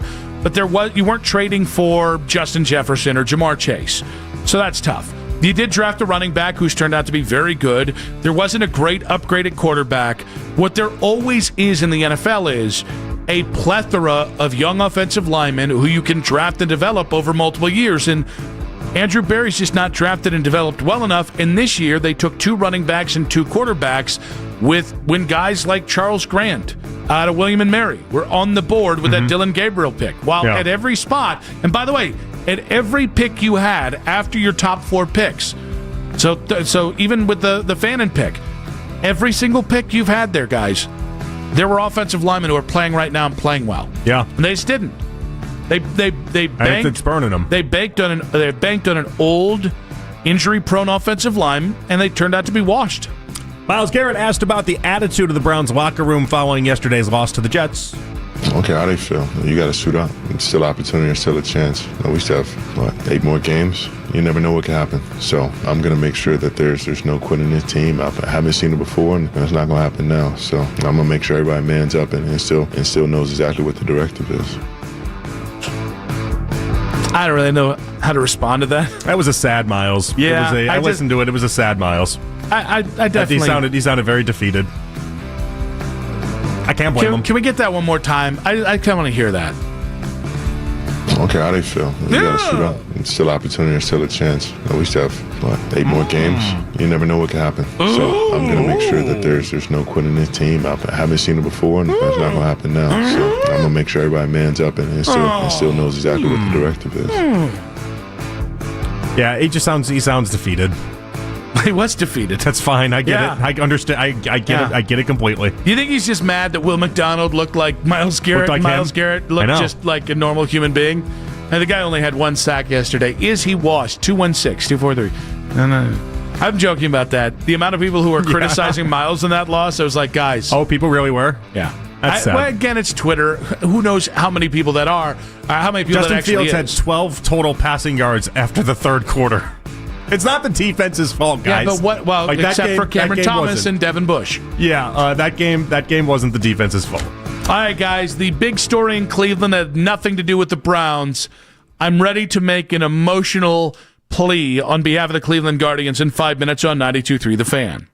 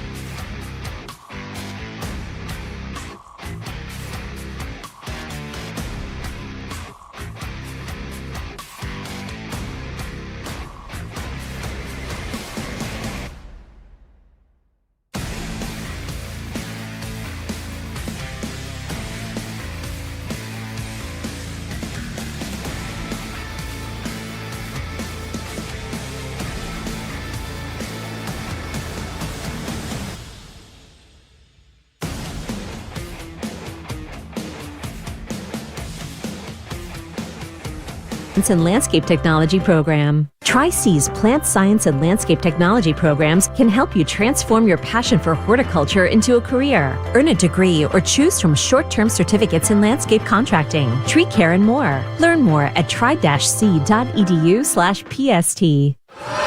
Don't trust anybody with your Cavs coverage unless they have sports in their name. We are Sports Radio 92.3 The Fan.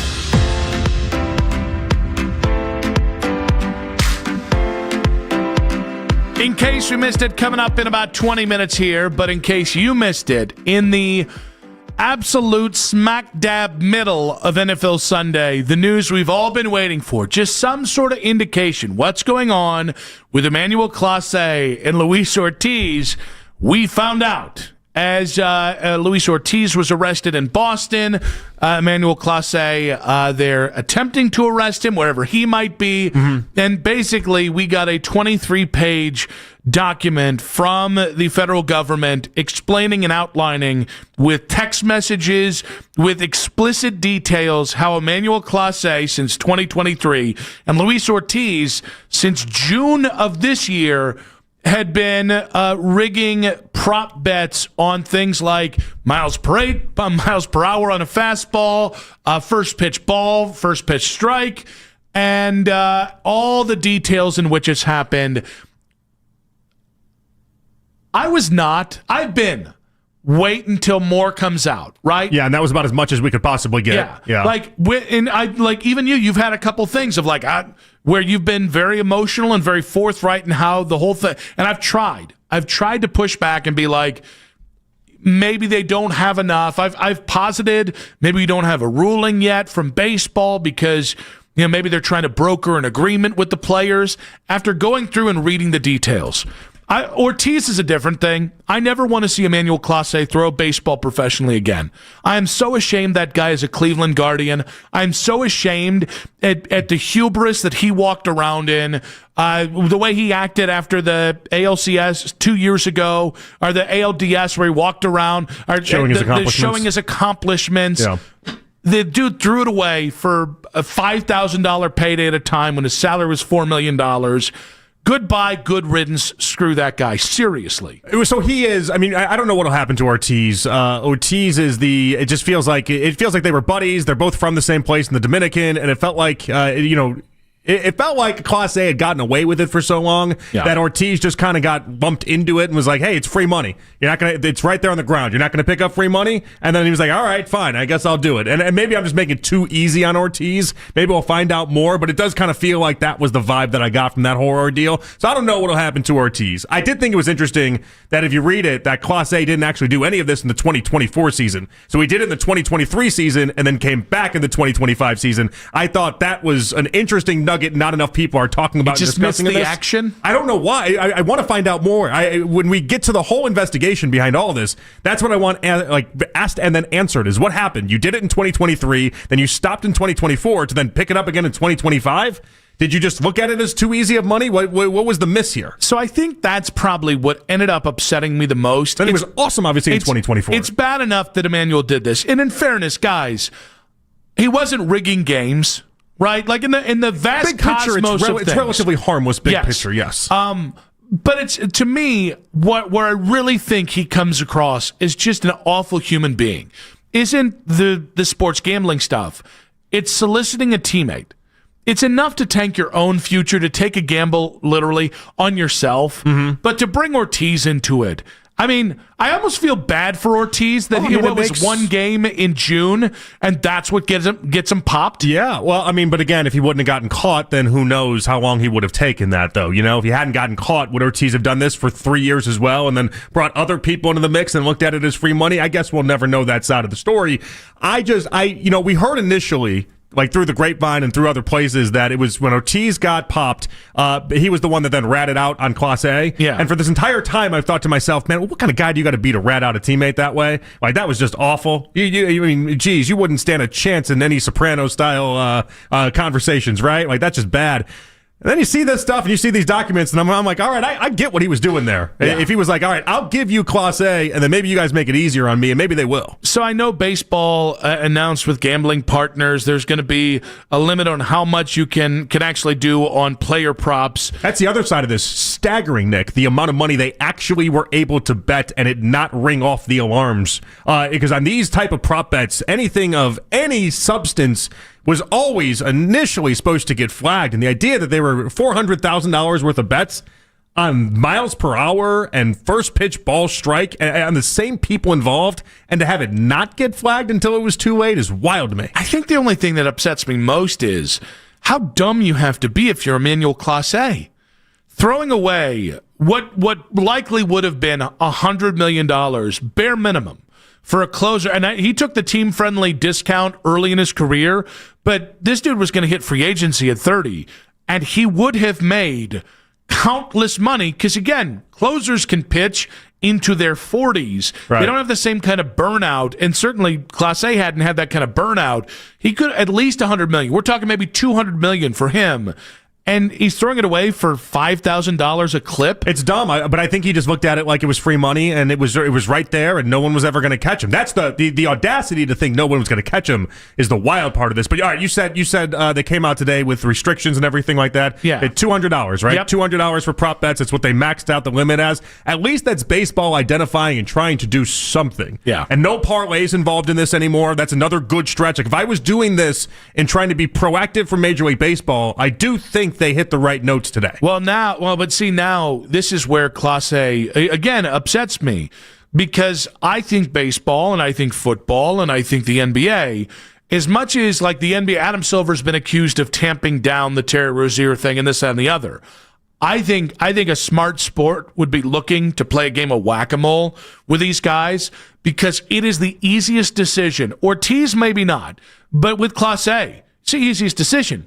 Ban him for life. Yeah, that shouldn't even be a question mark at this point. Well, not just that, but I thought it was a little punitive when they were reaching down into the Dominican League, into the Venezuelan League, and getting these guys banned. No, absolutely not. Any league you can come close to association with, you ban them. If you have power, ban him to the moon and back. Because that, to me, is, and again, it really is where it crosses the line, is getting another teammate involved. Just what an absolute dodo move. And so I think Manfred has the opportunity of all opportunities to just make the statement and and again, maybe you have to do it to Ortiz as well. Maybe it doesn't matter the severity of it. No, you probably do. If I was commissioner, I would ban them both for life. Now, I think they absolutely owe the Guardians some recompense.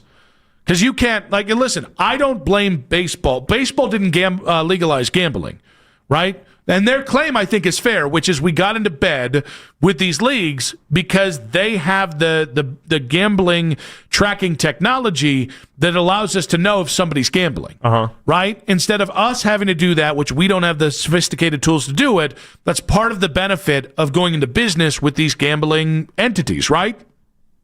So I buy that. But, when it comes forward, when guys do this, there's no way to scout a guy on whether he's susceptible to do this dumb crap or not. No way to know. You cannot lose a future Hall of Fame closer in the prime of his career, and Luis Ortiz was a number 2 starter at the very least. You cannot lose, in total, I want to say 8 years of control.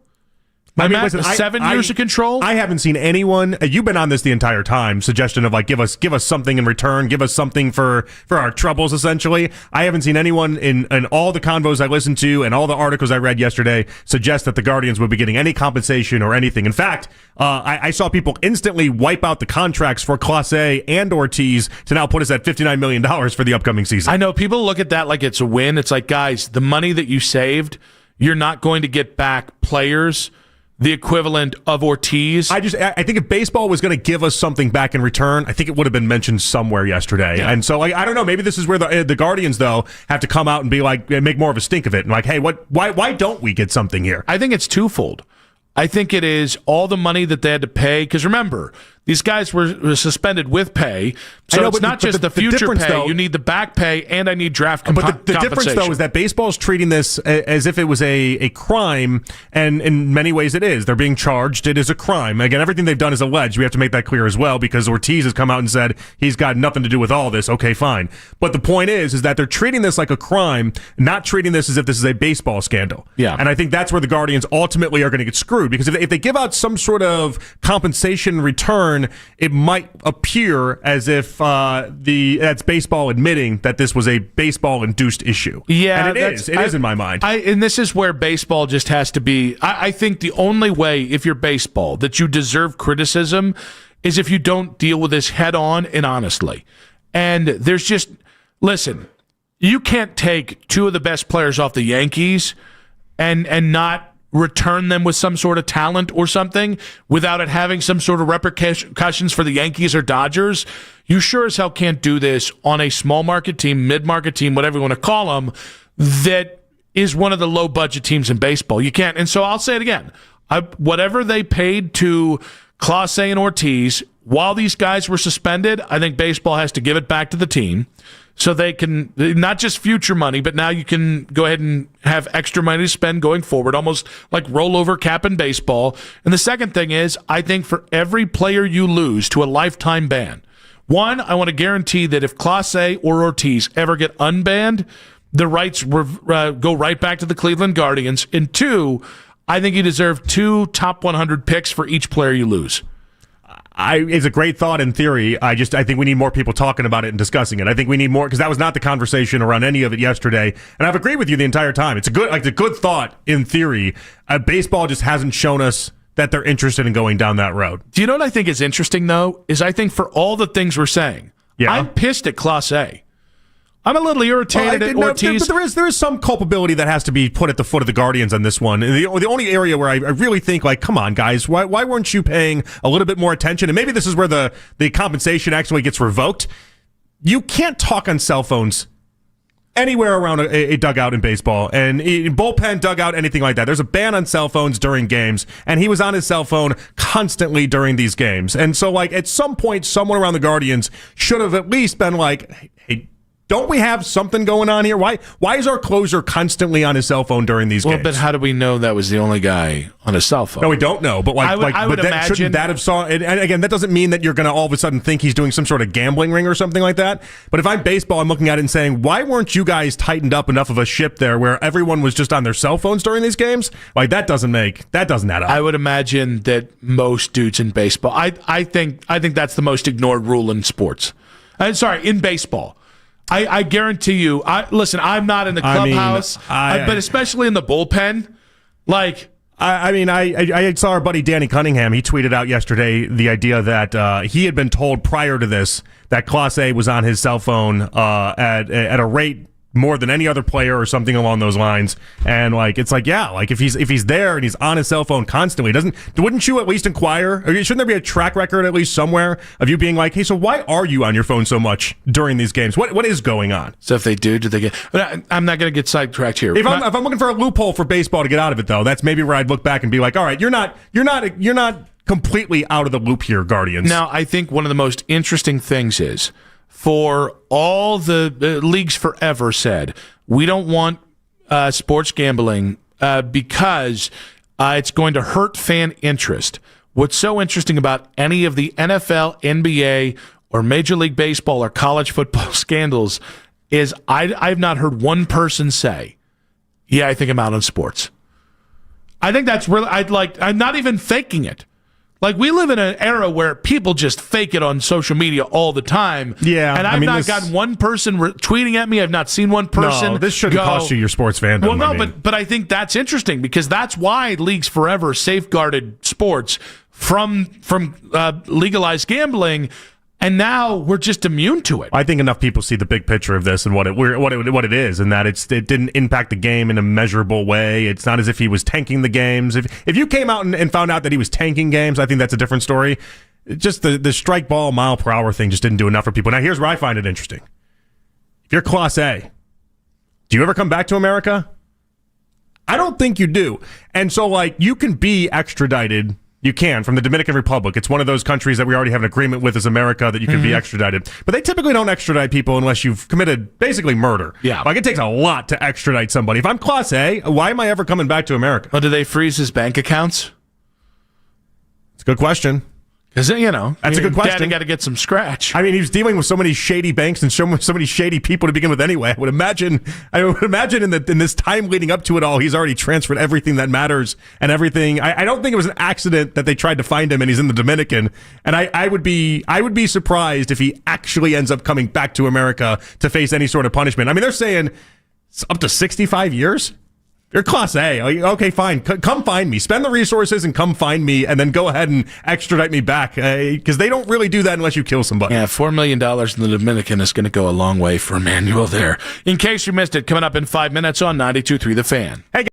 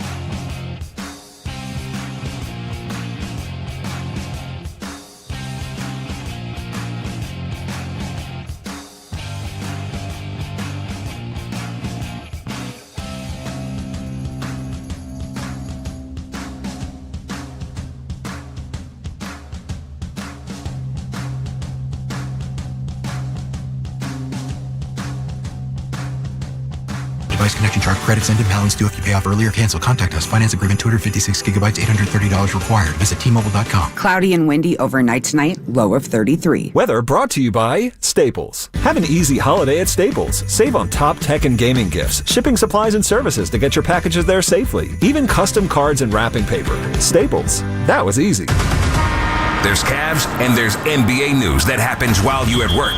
Baskin and Phelps. Weekday mornings starting at 10.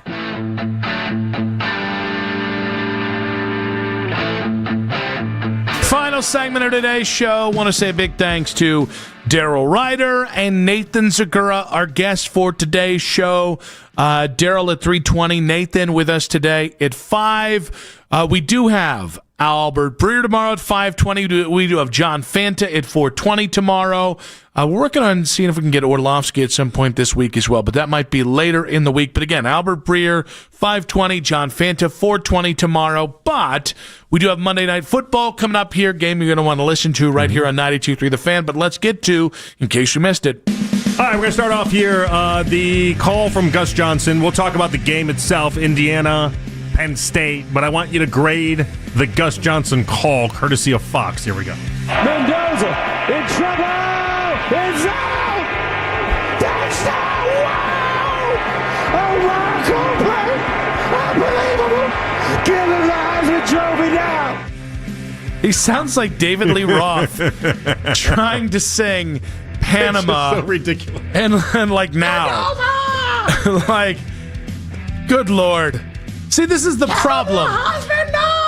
This is the problem, is that for so many years, we've loved these calls of Gus, that if any of us try to be like, okay, it's a little over the top. As he loses his voice. You sound like Elmo.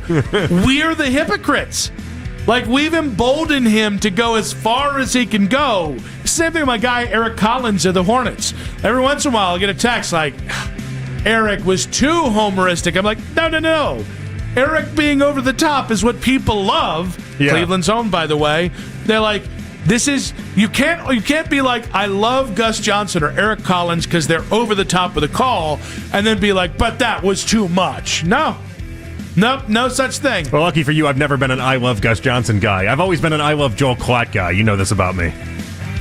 Yeah, Joel's I like good. Joel Klatt. I know he's not Joel's your cup good. of tea. Well, no, he's just... Mainly because he's very dry. Yeah, he's very dry. And but he I like believes Joel in himself. Klatt. He believes in himself. There's not enough... I don't know what it is. I would just like Joel Klatt. I've never been able to explain it because he's not usually what I would find awesome in that role, and I think he's like the gold standard in college football. The funny thing is, I think Joel's awesome, but like there are times where I just roll my eyes, just because all right, buddy, it's college football. Simmer down. Stop taking yourself so seriously, all right? It was a good drive by Mendoza. I'm sure we'll talk more about this as the week moves on. I thought it was a good drive by Mendoza and a good week overall between him, between Ty Simpson. And really, Dante Moore didn't have the greatest of game, but you saw the weather he was playing in.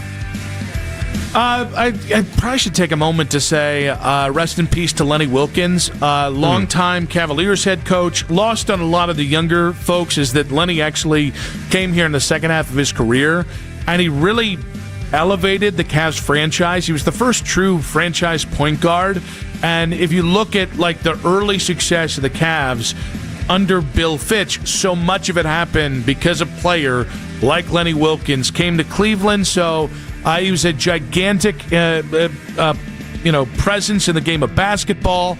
The Atlanta Hawks, the Knicks, the Sonics, the Cavs. It's really hard to tell the story of the NBA without saying a lot about Lenny Wilkins. So it's the first the first coach in general that I really loved. Right? Yeah. Lenny just was cool. We would hear him in his post game as a 5-year-old kid. I remember thinking he was just the coolest dude in the world. Rest in peace, obviously, to Lenny, to his family. We send our condolences as well. That was it's a tough loss to see. It's weird when I saw 88. I was like, he's only 88?